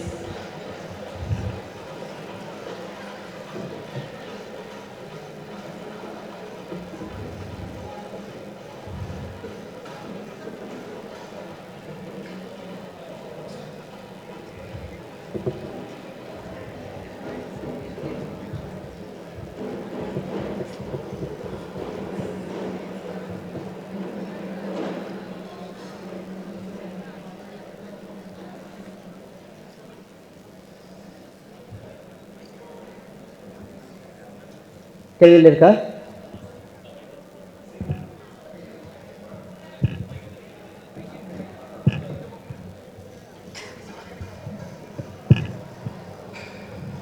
சார், இப்போது ஸ்டார்டிங் லெவலில் இப்போ ஒரு புக் எழுதணும் அப்படின்னா நான் வந்து வேறு எந்தெந்த ஆத்தர்லாம் படித்தா வந்து எனக்கு ஒரு ஆர்வம் வந்து நான் எழுதலாம், அதுக்கு எந்தெந்த ஆத்தர்லாம் பேசிக்காக நம்ம பார்க்கணும், அதை பற்றி சொல்லுங்கள்.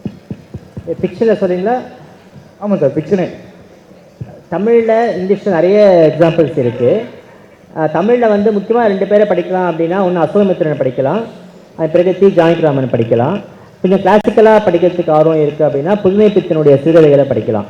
என்னை பொறுத்த வரைக்கும் புதுமைப்பித்தனுடைய ஒரு சிறுகதையும் வந்து ஒரு நாவல் மாதிரி விரியக்கூடியது. ஷார்ட் ஸ்டோரி தான் எழுதியிருப்பார் அவர், ஆனால் ஒன்றுத்துக்குள்ளேயும் வந்து பலவிதமான கேரக்டர்ஸ் இருப்பாங்க, பலவிதமான எமோஷன்ஸ் இருக்கும்.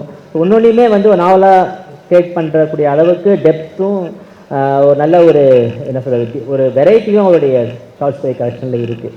ஸோ எந்த கதையும் எடுத்து படிக்கலாம், அவருது கட்டுரைகளும் படிக்கலாம். புதுமைப்பித்தனுடைய 2மே படிக்கலாம்னு சொல்லி சிபாஸ் பண்ணுறேன். நன்றி ஐயா.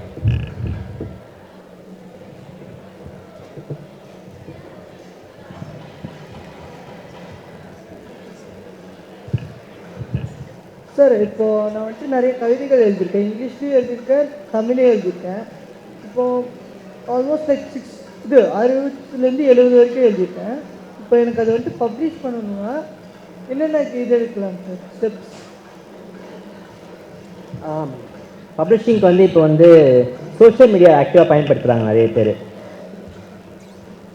நீங்கள் ஃபேஸ்புக்கோ இல்லைன்னா வந்து ட்விட்டர்லேயோ நீங்கள் வந்து ஒரு பிளாகோ நிறைய வந்து ஃபார்ம்ஸ் இருக்குது. ஸோ இப்போ நீங்கள் சோஷியல் மீடியாவில் இருக்கீங்க அப்படின்னா உங்களுடைய ரைட்டிங்கை தொடர்ந்து நீங்கள் அதை வந்து எக்ஸ்பிளைன் பண்ணி பார்த்துட்டே வரலாம். ஷார்ட் ஸ்டோரி, கட்டுரை, கவிதை எதுவாக இருந்தாலும் ஒரு பிளாக், ஈஸியாக ஒரு பிளாக் ஆரம்பித்து அதை நீங்கள் எழுதிட்டே வரலாம். அதுக்கு பிறகு அந்த லிங்க்ஸை வந்து நீங்கள் வந்து ட்விட்டர், ஃபேஸ்புக்கெலாம் ஷேர் பண்ணிக்கலாம். ஸோ நீங்கள் எழுத உங்களுக்கு வந்து கமெண்ட்ஸ் நிறையா வரும், நிறைய பேர் இன்ட்ராக்ட் பண்ண முடியும், ஃப்ரெண்ட்ஸ் பார்ப்பாங்க, ஃப்ரெண்ட்ஸ் இல்லாதவங்களும் பார்ப்பாங்க. அது முக்கியம். ஏன்னா ஃப்ரெண்ட்ஸ் வந்து நம்ம வந்து கூடவே இருக்கவங்க வந்து நல்லா சூப்பராக இருக்குது, இது நோபல் ப்ரைஸ் தான் அடுத்ததுன்னு கூட சொல்லுவாங்க. பட் நம்ம வெளியில் வந்து நம்ம கருத்து வரும்போது நம்ம வந்து அது இன்னும் நம்ம யாருன்னே தெரியாதவங்க சொல்லும்போது நமக்கு அது நேர்மையாக இருக்குதுன்னு நம்ம வந்து இருக்குதுன்னு நம்பலாம். ஸோ ஒரு சோஷியல் மீடியா மூலமாக நீங்கள் வந்து உங்களுடைய ப்ரொஃபைலை பில்ட் பண்ணுறீங்க, உங்கள் ரைட்டிங்கை வந்து நீங்கள் கொண்டு வரீங்க அப்படின்னா பத்திரிகைகளும் பார்த்துட்டு தான் இருக்காங்க. இப்போ தமிழில் பத்திரிகை இந்துலேருந்து ஆரம்பித்து விகடன் வரைக்கும் நாளிதழ்கள், வார இதழ்கள் எல்லாருமே வந்து சோஷியல் மீடியாவில் இருக்காங்க, ஆக்டிவாக பார்த்துட்ருக்காங்க. எடிட்டோரியலில் இருக்கவங்க எல்லாம் சரி நல்லா எழுதிட்டுருக்கீங்கன்னு தெரிஞ்சுன்னா ஆட்டோமேட்டிக்காக அவங்களை அப்ரோச் பண்ணுவாங்க, நீங்களும் அவங்களை அப்ரோச் பண்ணுறதுக்கு ஈஸியாக இருக்கும். சோஷியல் மீடியாவை நீங்கள் வந்து பயன்படுத்த ஆரம்பிங்க. அதன் பிறகு நீங்கள் வந்து மெயிலில் அனுப்பலாம் மற்ற பத்திரிகைகளுக்கு உங்களுடைய படைப்புகளை. அதில் வர ரெஸ்பான்ஸை வச்சு நீங்கள் வந்து உங்களை இன்ஃப்ளூயன்ஸ் பண்ணிக்கலாம், தொடர்ந்து எழுதலாம். சரி, அது சோஷியல் மீடியாவில் என்ன ஒரு ப்ராப்ளம்னா, இப்போ ஆன்லைனில் நம்ம பப்ளிஷ் பண்ணோம்னா, இப்போது ஃபார் எக்ஸாம்பிள் இன்ஸ்டா யூஸ் பண்ணுறேன் நான். ஸோ நான் இன்ஸ்டாவில் வந்துட்டு ஒரு அக்கௌண்ட் க்ரியேட் பண்ணி இதுக்குன்னு தனி அக்கௌண்ட் க்ரியேட் பண்ணி நான் இன்ஸ்டாவில் வந்துட்டு ஒரு அக்கௌண்ட் ஒரு வேலை க்ரியேட் பண்ணி என் போஸ்ட்லாம் பப்ளிஷ் பண்ணிட்டேன்னா, நமக்கு வந்துட்டு ஐஎஸ்பிஎன் இன்ஸ்டால் பண்ணால் ஐஎஸ்பிஎன் நமக்கு இல்லை. ஸோ ஈஸியாக வந்துட்டு ஒரு பர்சனால் நம்மளோட ஸ்டீல் பண்ணி அவங்க வந்துட்டு அது அவங்களோட ஒர்க்கை வந்துட்டு பப்ளிஷ் பண்ணிக்க முடியும். அப்போது வந்துட்டு நமக்கு ஐஎஸ்பிஎன் இருந்தால் பிரச்சனை இல்லை. ஐஎஸ்பிஎன் இல்லாமல் இப்போ நம்ம போடுறோம்னா அது வந்துட்டு திருப்பி போகிறதுக்கு நிறைய வாய்ப்பு இருக்குல்ல சார்? ஆமாம், ஐஎஸ்பிஎன் வந்து இப்போ சர்வதேச லெவலில் வந்து அதுக்கான ஒரு என்ன சொல்றது, ஒரு அந்த ஒரு பட்டியலில் வந்துடும், அது இன்டர்நேஷ்னல் நம்பரில். ஸோ இப்போ நீங்கள் வந்து பப்ளிஷ் பண்ணும்போது உங்கள் பப்ளிஷர் வந்து அதான் பார்த்துப்பார். ஐஎஸ்பிஎன் வந்து அவர் அலாட் பண்ணி புக்கை கொண்டு வருவார்.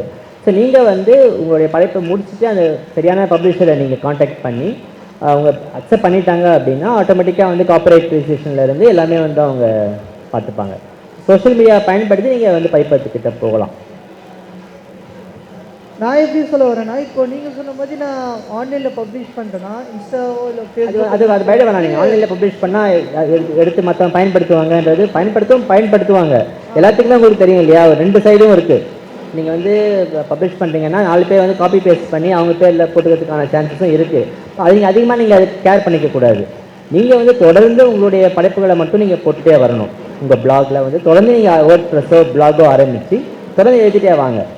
ஒரு விஷயத்தை எடுத்துகிட்டு ஒரு கதையோ கட்டுரையோ எதுவாக இருந்தாலும் ஒரு டீம் ஃபோக்கஸ் பண்ணி எக்ஸ்பிளைன் பண்ணி பாருங்கள். எக்ஸ்பிளைன் பண்ணுறதுக்கு தான் அந்த பிளாகு. நீங்கள் தனியாக எழுதி வச்சுக்கிறத விட வெளில பப்ளிஷ் பண்ணும்போது வெளில ஷேர் பண்ணுறதும் ஈஸியாக இருக்கும். ஸோ அந்த மாதிரி பண்ணும்போது நீங்கள் வந்து காப்பி பண்ணுறதோ பேஸ்ட் பண்ணுறதோ பற்றி பயப்படாதீங்க. தொடர்ந்து எழுதிட்டே வாங்க. உங்களுக்கு ஒரு பெர்ஃபெக்ஷன் கிடைக்கும். ஒரு பயிற்சி மூலமாக உங்களுக்கு வந்து நீங்கள் கிராஃப்டை வந்து நீங்கள் வந்து நல்லா யூஸ் பண்ணிக்க முடியும். அந்த மாதிரியான டைமில் வந்து நீங்கள் வந்து பப்ளிஷரை காண்டாக்ட் பண்ணலாம். அவங்களே உங்களை காண்டாக்ட் பண்ணுறதுக்கும் சான்சஸ் நிறைய இருக்குது. ஸோ அந்த மாதிரி டைம்லேயும் கூட வரலாம். இப்போ நீங்கள் புக் பப்ளிஷ் பண்ணிட்டீங்கன்னா மட்டும் சேஃப்னு சொல்ல முடியுமா? பப்ளிஷ் பண்ணதுக்கு பிறகு அது பிடிஎஃபாக வரலாம். 4 பேர் வந்து அதை வந்து பைரேட் பண்ணலாம், அதையும் காப்பி பண்ணலாம், எல்லாமே நடக்கும். ஸோ அதை பற்றி நம்ம யோசிக்கக்கூடாது. நம்ம வந்து நம்மளுடைய க்ரியேட்டிவிட்டி, நம்மளுடைய படைப்பு, நம்மளுடைய கதையை கட்டுரையை வெளில கொண்டு வரணும், அது நம்ம எழுதணுங்கிறது மட்டும்தான் நம்மளுடைய நோக்கமாக இருக்க வேண்டும். ஸோ அதை நீங்கள் பற்றி கவலையப்படாதீங்க. காப்பி பண்ணுறவங்க பண்ணிக்கிட்டோம், பிரச்சனை இல்லை. Thank you sir. சார் வணக்கம் சார். சார் இப்போ நம்ம கதையை எழுதுகிறோம், ஃபிக்ஷனல் நான் ஃபிக்ஷனல், சிறுகதையாக இருந்தாலும் நாவலாக இருந்தாலும் இல்லை அது ஒரு கவிதையாக இருந்தாலும் ஃபிக்ஷனலாக இருக்கட்டும் நாவல் ஃபிக்ஷனலாக இருந்தாலுமே எழுத்துக்களுக்கு சென்சார் இருக்கா? இருந்தாலும் அது தேவைதானா? சென்சார் இருந்தாலும் அது தேவைதானா? எதுக்காக சென்சார் அப்படின்னு? ஆக்சுவலாக நீங்கள் எழுதுறீங்க அப்படின்னா ஃபஸ்ட்டு வந்து 2 விதமான சென்சார்ஸ் இங்கே இருக்குது. ஒன்று வந்து ஒரு ரைட்டருடைய சென்சார்ஷிப், செல்ஃப் சென்சார்ஷிப் சொல்லலாம். நீங்களே எழுதுறதுக்கு முன்னாடி ஒரு சென்சாரிங் பண்ணுவீங்க. நீங்கள் இதை எழுதலாமா? இப்போ நான் ஃபிக்ஷனாக இருந்தால் இந்த உண்மையை எழுதுறீங்க. நீங்கள் உண்மையை எழுதும்போது யாரை பாதிக்கும், அதனால் வர இம்ப்ளிகேஷன்ஸ் என்ன பாதிக்குமா, அவங்கள பாதிக்குமா, பிரச்சனை இருக்கா அப்படின்னு யோசிப்பீங்க. ஸோ உண்மை வந்து அங்கே பிரச்சனையாக இருக்கும் எழுதும்போது.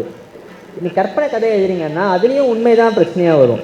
நீங்கள் சமூக யதார்த்தத்தை தான் எழுத போகிறீங்க. நீங்கள் ஒரு கேஸ்ட்டை பற்றி, ஒரு ஜெண்டரை பற்றி, இல்லை ஒரு முக்கியமான ஒரு பிரச்சனையை பற்றி எழுதுறீங்க அப்படின்னா இந்த கதையாக எழுதினா அஃபெக்ட் ஆகுமா? ஏன்னா நீங்கள் பெருமாள் முருகனுடைய மாதொரு பாகன்லேருந்து ஆரம்பித்து நம்ம பார்த்துட்டு தான் இருக்கோம். சல்மான் ரஷ்டியுடைய புத்தகம் எல்லாமே கற்பனை கதைகள் தான். ரஷ்டியுடைய புக் என்ன நினைக்கிறீங்க? கற்பனை. பெருமாள் வந்து கற்பனை, ஆனால் அதில் உண்மையும் இருக்குது இல்லையா? ஸோ அவர் சென்சார்ஷிப் பண்ணியிருந்தால் அந்த புக் என்ன இருக்கும்? பெருமாள் முருகன் எழுதும்போது இது வேண்டாம் தவிர்த்துடலாம் அப்படின்னு எழுதியிருந்தாருன்னா அந்த புக்கு பேசப்பட்டிருக்குமா? ஸோ சல்மான் ரஷ்டி எழுதும்போது அது வந்து செல்ஃப் சென்சார்ஷிப் பண்ணியிருந்தாருன்னா முக்கியமான விஷயங்கள் எடுத்திருப்பார். அவர் விமர்சனம் பண்ண வேண்டாம் இந்த மதத்தை அப்படின்னு முடிவு பண்ணி எழுதினார்னா அவர் வந்து ஆட்டோமேட்டிக்காக அந்த மைண்ட் பிளாக் ஆகிடும். அதுக்கு பிறகு தான் எழுதுவார் அவர். ஸோ சுதந்திரமாக எழுதும்போது அதுக்கான விளைவுகள் நம்ம தான் ஃபேஸ் பண்ணி ஆகணும்.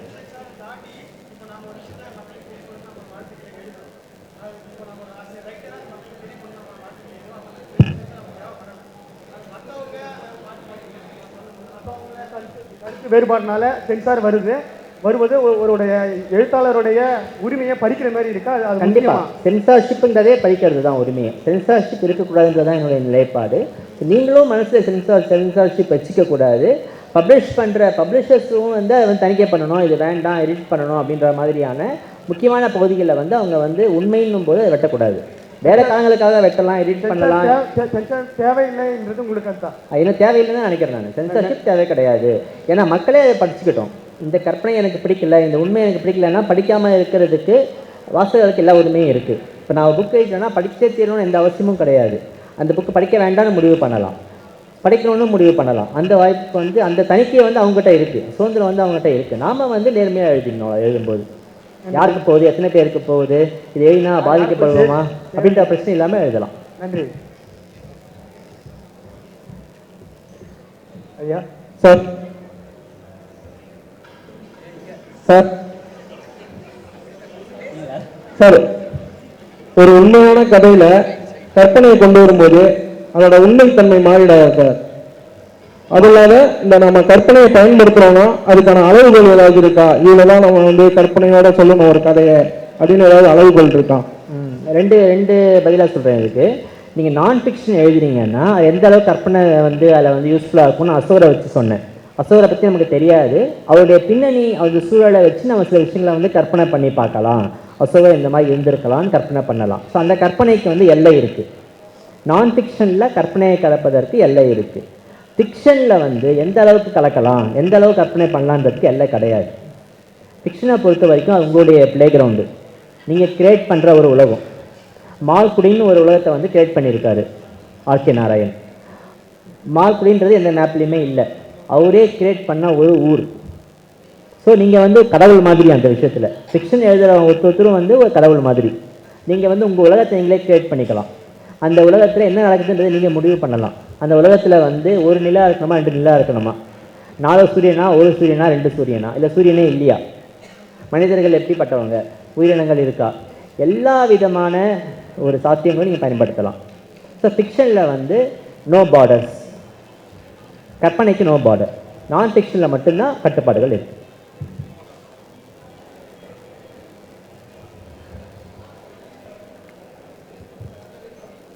ஐயா, புனைக்கதைகள் எழுதப்படும் போது அது எவ்விதமாக, அதாவது இப்போது நாட்டுப்புற அதாவது கிராமப்புற இருக்கிற மக்கள் வந்து அவர்களுடைய சொந்த மொழியில் எழுதுவாங்க. தமிழ் இளைஞர் வந்து தமிழ் படிக்கும்போது இலக்கிய நடையில் எழுதுவாங்க. ஒரு புனைக்கதை எழுதும்போது எந்த நடையில் எழுதுனா அந்த புனைக்கதை வந்து எல்லாருக்குமா போய் சேரும் அப்படிங்கிற ஒரு விஷயம் நடை, அது எதுவாக இருக்குன்னு நீங்கள் நினைக்கிறீங்க? ஒரு புனைவுன்னு சொல்லும்போது நீங்கள் வந்து ஒரு சீரியஸான லிட்ரரி ஒர்க்கை எழுதுறீங்களா, இலக்கிய படைப்பு எழுதுறீங்களா, இல்லை எல்லாருக்குமான ஒரு கதை எழுதுறீங்கன்றதை நீங்கள் முடிவு பண்ணிக்கணும். எல்லாருக்குமான கதை அப்படின்னா எளிமையாகவும் சின்ன சின்ன வாக்கியங்களோடவும் தெளிவாகவும் இருக்க வேண்டியது முக்கியம். அப்போ தான் எல்லாருமே புரிஞ்சிக்க முடியும். இப்போ காஃப்கா மாதிரியான ஒரு நாவல் வந்து எளிமையானதா அப்படின்னா வார்த்தைகள்லாம் எளிமையாக தான் இருக்கும், ஆனால் அந்த கற்பனை வந்து நம்மளால் புரிஞ்சிக்க முடியாது. இது நான் சொன்ன மாதிரி திடீர்னு காலை எழுந்து பார்க்கும்போது வேறு ஒன்றா மாறிட்டேன் அப்படிங்கிறது வந்து யதார்த்தத்தில் பொருந்தாத ஒரு விஷயம். ஸோ சாதாரண படிக்கிறவங்கன்னா என்ன இந்த மாதிரி எழுதியிருக்காங்க, அது எப்படி நம்ம மாற முடியும், லாஜிக்கே இல்லையே இந்த கதையில், ஃபஸ்ட்டு வரியிலேயே வந்து இந்த கதை வந்து அடிபட்டு போயிடுதுன்னு சொல்லலாம். முதல் வரியே பிழைன்னு சொல்ல முடியும்.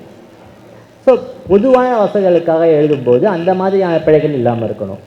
இலக்கியத்தரமான ஒரு படைப்புன்னும் போது நீங்கள் பிழைகளை பற்றி யோசிக்க வேண்டிய அவசியமே கிடையாது. எந்த லெவல்லையும் நீங்கள் கற்பனை பண்ணலாம், எந்த லெவல்லையும் உங்கள் மொழி நடை இருக்கலாம், சிக்கலான ஒரு மொழி நடையோடு இருக்கலாம். காஃப்காவுடைய ரைட்டிங் வந்து ரொம்ப காம்ப்ளெக்ஸான ஒரு ஸ்ட்ரக்சர் தான். இப்போ மார்க்வேஸுடைய கதையை பார்த்தீங்கன்னா அது வந்து தமிழில் மொழிபெயர்ப்பு நீங்கள் படிச்சிருப்பீங்க, இங்கிலீஷில் பார்க்கும்போது வேறு மாதிரி ஸ்ட்ரக்சரில் இருக்கும் அது. ஸோ ஒருத்தரும் அவங்களுக்கான ஒரு ஸ்ட்ரக்சர் க்ரியேட் பண்ணுறாங்க. சில பேருக்கு வந்து எளிமையான ஸ்ட்ரக்சர் மூலமாக கதை சொல்ல முடியும். இன்னும் சிலருக்கு வந்து அவங்க சொல்ல வேண்டிய ஐடியாஸை வந்து காம்ப்ளெக்ஸாக தான் வெளிப்படுத்தி ஆக முடியும். அது சிம்பிளாக மாற்ற தெரியாது, அவங்களுக்கு மாற்ற முடியாதுன்னு நினைப்பாங்க. ஸோ அந்த மாதிரியான காம்ப்ளெக்சிட்டி இன்வால்வ் ஆகும்போது அவங்களுடைய லாங்குவேஜும் வந்து வேறு மாதிரி இருக்கும். இப்போ ஆர்கே நாராயணனுடைய கதையை பார்த்திங்கன்னா சிம்பிளாக ஒரு ஸ்கூல் ஸ்டூடெண்ட் கூட படித்து புரிஞ்சிக்கலாம். இங்கிலீஷ் எனக்கு ஓரளவுக்கு தெரியும் அப்படின்னா தாராளமாக ஆர்கே நாராயணனுடைய எல்லா எழுத்துக்களையும் படிக்க முடியும். ஆனால் இன்னொரு ரைட்டரை படிக்க முடியாது. இப்போ டால்ஸ்டாயோடைய எடுத்துக்கிட்டிங்கன்னா டிரான்ஸ்லேஷன் தான் நம்ம படிக்கிறோம். டால்ஸ்டாயோடைய எல்லா கதைகளையுமே வந்து யார் வந்தாலும் படிக்கலாம், எளிமையாக இருக்கும். ஆனால் அவருடைய வாரண்டிஸ் வரும்போது எல்லோரும் பயந்துடுவாங்க, ஏன்னா பெரிய 1400 பக்க நாவல். ஸோ அது வந்து அளவு மட்டும்தான் பிரச்சனையே தவிர நீங்கள் படிக்க ஆரம்பிச்சிட்டிங்கன்னா உள்ளே போயிட்டீங்கன்னா நீங்கள் வந்து ஒரு மாதத்தில் நீங்கள் டார்கெட் வச்சு படிக்கலாம் அதை. ஸோ லாங்குவேஜ் தான் எந்த மாதிரியான ஒரு எழுத்தாளர் எழுதுகிறாரு, எந்த மாதிரியான கதையை எழுதுகிறாரு, அது எந்த மாதிரியான காம்ப்ளெக்சிட்டியாக இன்வால்வ் ஆகுதுன்றதை பொறுத்து தான் அதோடைய ஸ்டைலு, அதோடைய ஒக்காபுலரி, ஸ்ட்ரக்சர் எல்லாமே முடிவு பண்ண முடியும். ஸோ அவர் வந்து டிசைட் பண்ணி பண்ணுறதில்லை. ஒரு சிம்பிளான நாவல் எழுதலாம், ஒரு குழப்பமான நாவல் எழுதலாம், கஷ்டமான நாவல் எழுதலாம்னு முடிவு பண்ணி அவங்க எழுதுறது கிடையாது. அவங்க எடுத்துக்கிற தீம் கஷ்டமாக இருக்கும். அவங்க எடுத்துக்கிற தீம் வந்து காம்ப்ளெக்ஸாக இருக்கும். அந்த காம்ப்ளெக்சிட்டி தான் வந்து அவங்க லாங்குவேஜ்லேயும் வருது. நன்றி. வணக்கம் ஐயா. நாட்டுப்புற தெய்வங்களை பற்றி கலாய்வு பண்ணி எழுதக்குள்ள அதை வந்து ஒரு உணர்வுபூர்வமாக எழுதாமல் நம்மளோட கற்பனையும் கலந்து அதை ஆய்வாக எழுதலாமா? அதான் நீங்கள் நான் ஃபிக்ஷன் எழுதுறீங்கன்னா அதுக்கான கட்டுப்பாடுகள்லாம் இருக்குது. சரி, கற்பனை அதிகமாக கலக்க முடியாது. அந்த கல அனுபவங்களை அடிப்படையாக வச்சு நீங்கள் நாவல் எழுதுறீங்க, கல அனுபவங்களோ இல்லை நீங்கள் படித்த விஷயங்களையோ வச்சுக்கிட்டு நேர்லேயும் போய் பார்த்து அந்த அடிப்படையில் ஒரு ஃபிக்ஷன் எழுதுறீங்கன்னா அதுக்கு நீங்கள் வந்து பயப்படாமல் எழுதலாம். எந்த விதமான கட்டுப்பாடுகளும் கிடையாது. நீங்கள் எந்த மாதிரியான ஃபேக்ட்டும் அதை மாற்றலாம். நீங்கள் பார்த்த ஒரு ஆளுடைய பேரை மாற்றலாம், ஜெண்டரை மாற்றலாம், ஊர் பேரை மாற்றலாம், என்ன வேணாலும் நீங்கள் மாற்றலாம். ஃபிக்ஷனில் வந்து நீங்கள் பூந்து விளையாடலாம். எந்த விதமான ஒரு இதுவும் கிடையாது, காம்பவுண்டும் கிடையாது.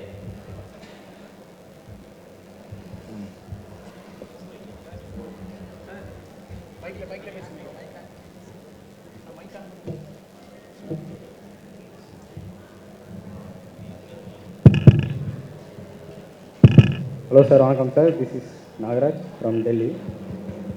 டெல்லியிலேருந்தெல்லாம் வரல, பக்கத்துலேருந்து தான் வந்தேன், அதனால டெல்லின்னு சொன்னேன். இப்போ எல்லாம் தூங்கிட்டுருந்தாங்க, டக்குன்னு ஹெல்ப் பண்ணலான்னு பார்த்தேன். இப்போ வந்து டெல்லியிலேருந்து ஒரு கதை எழுதுனா இங்கே சென்னை வர வரி ஒரு ரயில் பயணம் இருக்கும்ல, அது வந்து நிறையா உண்மை கதையாக தான் இருக்கும். சரியா? அது வந்து எழுதுறது வந்து தொடக்கத்தில் நல்லா தான் இருக்கும், ஏன்னா உண்மையை தான் நம்ம எழுத போகிறோம். ஸோ இடையில வந்து இந்த இயற்கை காட்சியெல்லாம் ரசிக்கிறோம்ல, அது உண்மை தான். பட் இருந்தாலும் நம்ம வந்து ஃபேண்டசி, ரொமான்ஸ் அதெல்லாம் இருக்கும்ல, நல்ல சம்பவம் நடக்கும்ல ட்ரெயினில், அதை பற்றி பேஸ் பண்ணி எழுதணும்னா இப்போ ஃபைட் சீனும் இருக்கும், ஆக்ஷன் சீக்வன்ஸ் எல்லாம் இருக்கும். மூவியில் ஒரு கதைன்னு சொல்கிறேன், ஒரு கதையாக ஒரு யோசிக்கும் போது, எழுத்தாளராக யோசிக்கும் போது நிறையா இமேஜினேஷன் வரும்ல, அது வந்து நான் ஃபிக்ஷன் ஃபிக்ஷன் ரெண்டாக பிரிச்சிருக்கீங்க கரெக்டாக. இப்போ வந்து இந்த கதையில் 2 மட்டும்தான் இருக்கா, இல்லை வேறு ஏதாவது கூட இருக்கா அப்படின்றது தான் என்னோட கொஸ்டின். இப்போ வேறு ஏதாவது இருந்துச்சுன்னா கூட 2 கலந்து கூட ஒன்று அடிக்கலாம், அடிச்சிங்கன்னா புதுசாக ஒன்று க்ரியேட் ஆகும்ல, ஒரு மக்களுக்கு வந்து புதுசாக ஒன்று வரும்ல. ஸோ அதை வந்து நான் கேட்குறேன். நீங்கள் கண்டிப்பாக கை தரணுன்றதுக்காக பேசுகிறேன். ஸோ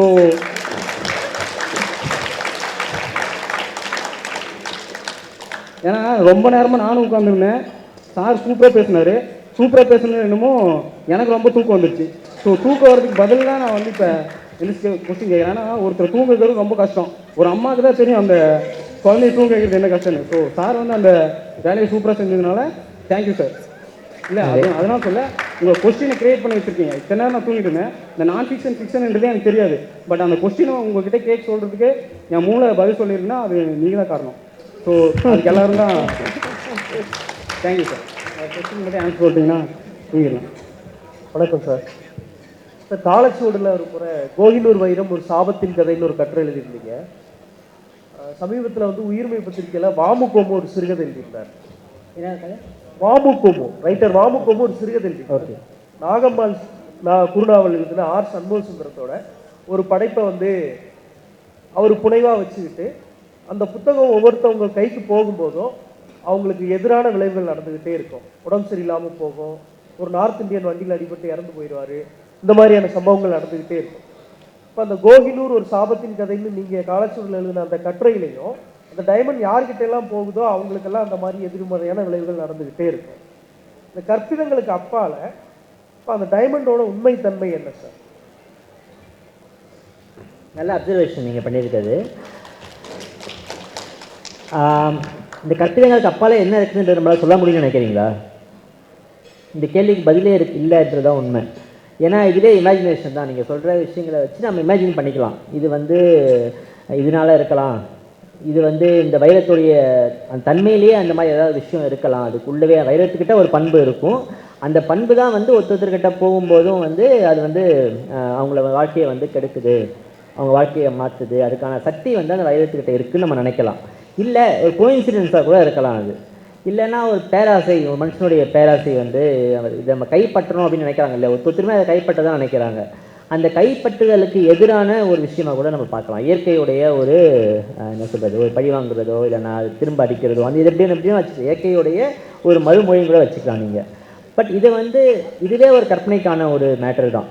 இதுக்கு ஆன்சர் நமக்கு தெரியாது, ஏன் இந்த மாதிரி மாறுதுன்றது நமக்கு தெரியாது. எப்போல்லாம் நமக்கு வந்து ஆன்சர் தெரியலையோ அப்போல்லாம் நம்ம கற்பனை பண்ண ஆரம்பிப்போம். இதுக்கு ஆன்சர் கிடைக்கலன்னா கற்பனை பண்ணுவோம். அசோகா எப்படி இருக்காது தெரியல, கற்பனை பண்ணி பார்ப்போம். ஸோ எல்லாமே வந்து ஃபேக்ட் முடிகிற இடத்துல கற்பனை ஆரம்பிக்குது. ஸோ நீங்கள் கேட்ட கேள்விக்கான பதில் வந்து கிடையாதுன்றது ஒன்று. ரெண்டாவது கற்பனை பண்ணி பார்க்கலாங்கிறது ரெண்டாவது. இன்னொரு கொஸ்டின் சார். ஹிட்லரை பற்றி நீங்கள் எழுதியிருக்க புத்தகத்தில் 20th செஞ்சுரியோட ரொம்ப மோசமான டெவில்னு ஹிட்லரை ஃபைன் பண்ணுறதோட மட்டும் நம்ம நின்றக்கூடாது. அப்போது லட்சக்கணக்கானவர்கள் கொண்டு குவிக்கப்பட்ட போது சாதாரண ஜெர்மானியர்கள் என்ன செஞ்சுட்டு இருந்தாங்க? நாஜி ஜெர்மானிய வரலாற்று பார்வை நமக்கு முக்கியம்னு சொல்லியிருக்கீங்க. இன்னைக்கு நடந்த கான்ஃபரன்ஸில் ஒரு வரி சொன்னீங்க, டேட்டா இல்லாமல் ஹிஸ்ட்ரியில் ஒரு வரி கூட எழுத முடியாதுன்னு ஒன்று சொன்னீங்க. புத்தகங்களை தாண்டி சர்ச் பண்ணுறதுக்கு என்ன மாதிரியான சோர்சஸ் யூஸ் பண்ணுறீங்க? புத்தகங்களை கடந்து சர்ச் பண்ணுறதுக்கு இப்போ நம்மளுடைய லோக்கல் ஹிஸ்ட்ரின்னு ஒன்று இருக்குல்ல, அது வந்து நம்ம நேரடியாக கூட களத்துக்கு போய் பார்க்கலாம், பேசலாம். பட் இப்போ ஜெர்மனியில் நடக்கிற விஷயத்தை வந்து எப்படி நமக்கு தெரிஞ்சுக்க முடியும்? ஸோ அது வந்து நமக்கு வந்து ஒரே ஆதாரம் வந்து செகண்டரி சோர்ஸ்ன்னு சொல்லப்படக்கூடிய விஷயங்கள் தான். எப்பவுமே ப்ரைமரி ரிசர்ச், செகண்டரி ரிசர்ச் ஒன்று இருக்குது. ஸோ ப்ரைமரி சோர்ஸ்ன்றது வந்து டேரெக்டான ஒரு நம்ம கிடைக்கக்கூடிய பாவனங்கள் மூலமாகவோ இல்லை வந்து டேரெக்டாக போய் பார்த்தோ கிடைக்கக்கூடிய அனுபவங்கள் வந்து ப்ரைமரி. செகண்டரின்னு சொல்கிறது வந்து இன்னொருத்தருடைய அனுபவங்கள், இன்னொருத்தருடைய பார்வைகள், அதை வச்சு தான் நம்ம வந்து கன்ஸ்ட்ரக்ட் பண்ணுறோம். ஸோ நம்ம இதுக்கு வந்து நம்ம ரெஸ்ட்ரிக்ஷன் தான். நமக்கு வந்து ஜெர்மனிக்கு போய் பார்க்க முடியாது, ஸ்ரீலங்காலாம் வந்து நமக்கு போய் நேரடியாக போய் பார்க்க முடியாது. ஸ்ரீலங்காவும் ஒன்று தான், நமக்கு ஜெர்மனியும் ஒன்று தான், பாலஸ்தீனும் ஒன்று தான். இந்த மாதிரி நம்மளை அக்சஸ் பண்ண முடியாத விஷயங்கள் வந்து நம்ம என்ன பண்ணுவோம் யூஸ்வலான்னு கேட்டிங்கன்னா, நமக்கு பிடிச்ச காலம்னிஸ்ட்டு, ரைட்டர்ஸு இவங்கள ஃபாலோ பண்ணுவோம். அவங்க உண்மையை தான் சொல்கிறாங்கன்னு நாம் நம்புவோம். அவங்களுடைய அப்ரோச், அவங்களுக்குன்னு ஒரு கிரெடிபிலிட்டி உருவாகிருக்கும்ல. இப்போ வந்து எப்படி வந்து ஒரு சல்மான் ரஷ்டி கதை எப்படி இருக்கும், இவருடைய கதை எப்படி இருக்கும், நம்ம ஒரு பிக்சர் கிரியேட் பண்ணி வச்சுருக்கோம். அந்த மாதிரி ஒரு குறிப்பிட்ட ஒரு நான் ஃபிக்ஷன் ரைட்டருக்குன்னு நமக்கு ஒரு நம்பகத்தன்மை இருக்கும். இப்போ எட்வர்ட் சைட் சொல்கிறாரு அப்படின்னா நான் பாலஸ்தீனை பற்றி நான் படிப்பேன். எட்வர்ட் சைடுடைய பார்வை வந்து ரொம்ப முக்கியமான ஒரு பார்வை. அந்த மாதிரி இப்போ நியூயார்க் டைம்ஸில் நான் சில பேர் எழுதினா படிப்பேன், அதே மாதிரி கார்டியனில் சில பேர் எழுதினா படிப்பேன். அவங்க கரெக்டாக தான் சொல்லுவாங்க அப்படின்னு நான் நம்புகிறோம். அந்த மாதிரி ஹிட்லராக இருந்தாலும் சரி, இல்லைனா வந்து வேறு எந்த ஒரு தலைவராக இருந்தாலும் சரி, இல்லைனா எந்த நாட்டை பற்றி தெரிஞ்சுக்கிறதா இருந்தாலும் அந்த நாட்டை பற்றி ஸ்பெஷலைஸ் பண்ணக்கூடிய ஆய்வாளர்கள், அதை நம்மளுடைய கருத்துக்கு உடன்படுற ஆய்வாளர்களுடைய எழுத்துக்களை ஃபாலோ பண்ணி அவங்க மூலமாக கற்றுக்கிறது மட்டும்தான் ஒரே வழி. நம்ம நேரடியாக போக முடியாததுனால சொல்கிறேன். ஸோ இந்த ரெஸ்ட்ரிக்ஷன்ஸ் வந்து எப்பயுமே இருக்குது. நம்ம உலகம் வந்து மற்றவங்களுடைய ஒப்பீனியனால் தான் கன்ஸ்ட்ரக்ட் பண்ணப்பட்டிருக்கு. நம்ம நேரடியாக அனுபவன்றது ரொம்ப குறைவு தான். உலகத்து இல்லை மற்ற சமூகங்களை பற்றி நம்ம தெரிஞ்சுக்கிறது வந்து செகண்டரி சோர்சஸ் மூலமாக தான். தேங்க்யூ.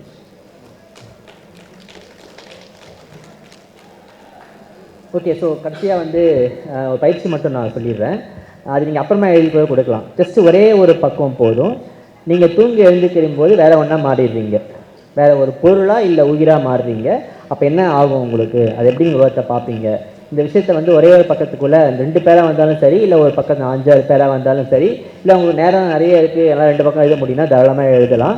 அதை வந்து நீங்கள் உங்கள் கற்பனை எப்படி இருக்குன்னு பார்க்கறது மட்டும்தான். கதையாவோ இல்லை அது எப்படி கன்ஸ்ட்ரக்ட் பண்ணுறீங்கன்றதோ முக்கியம் கிடையாது.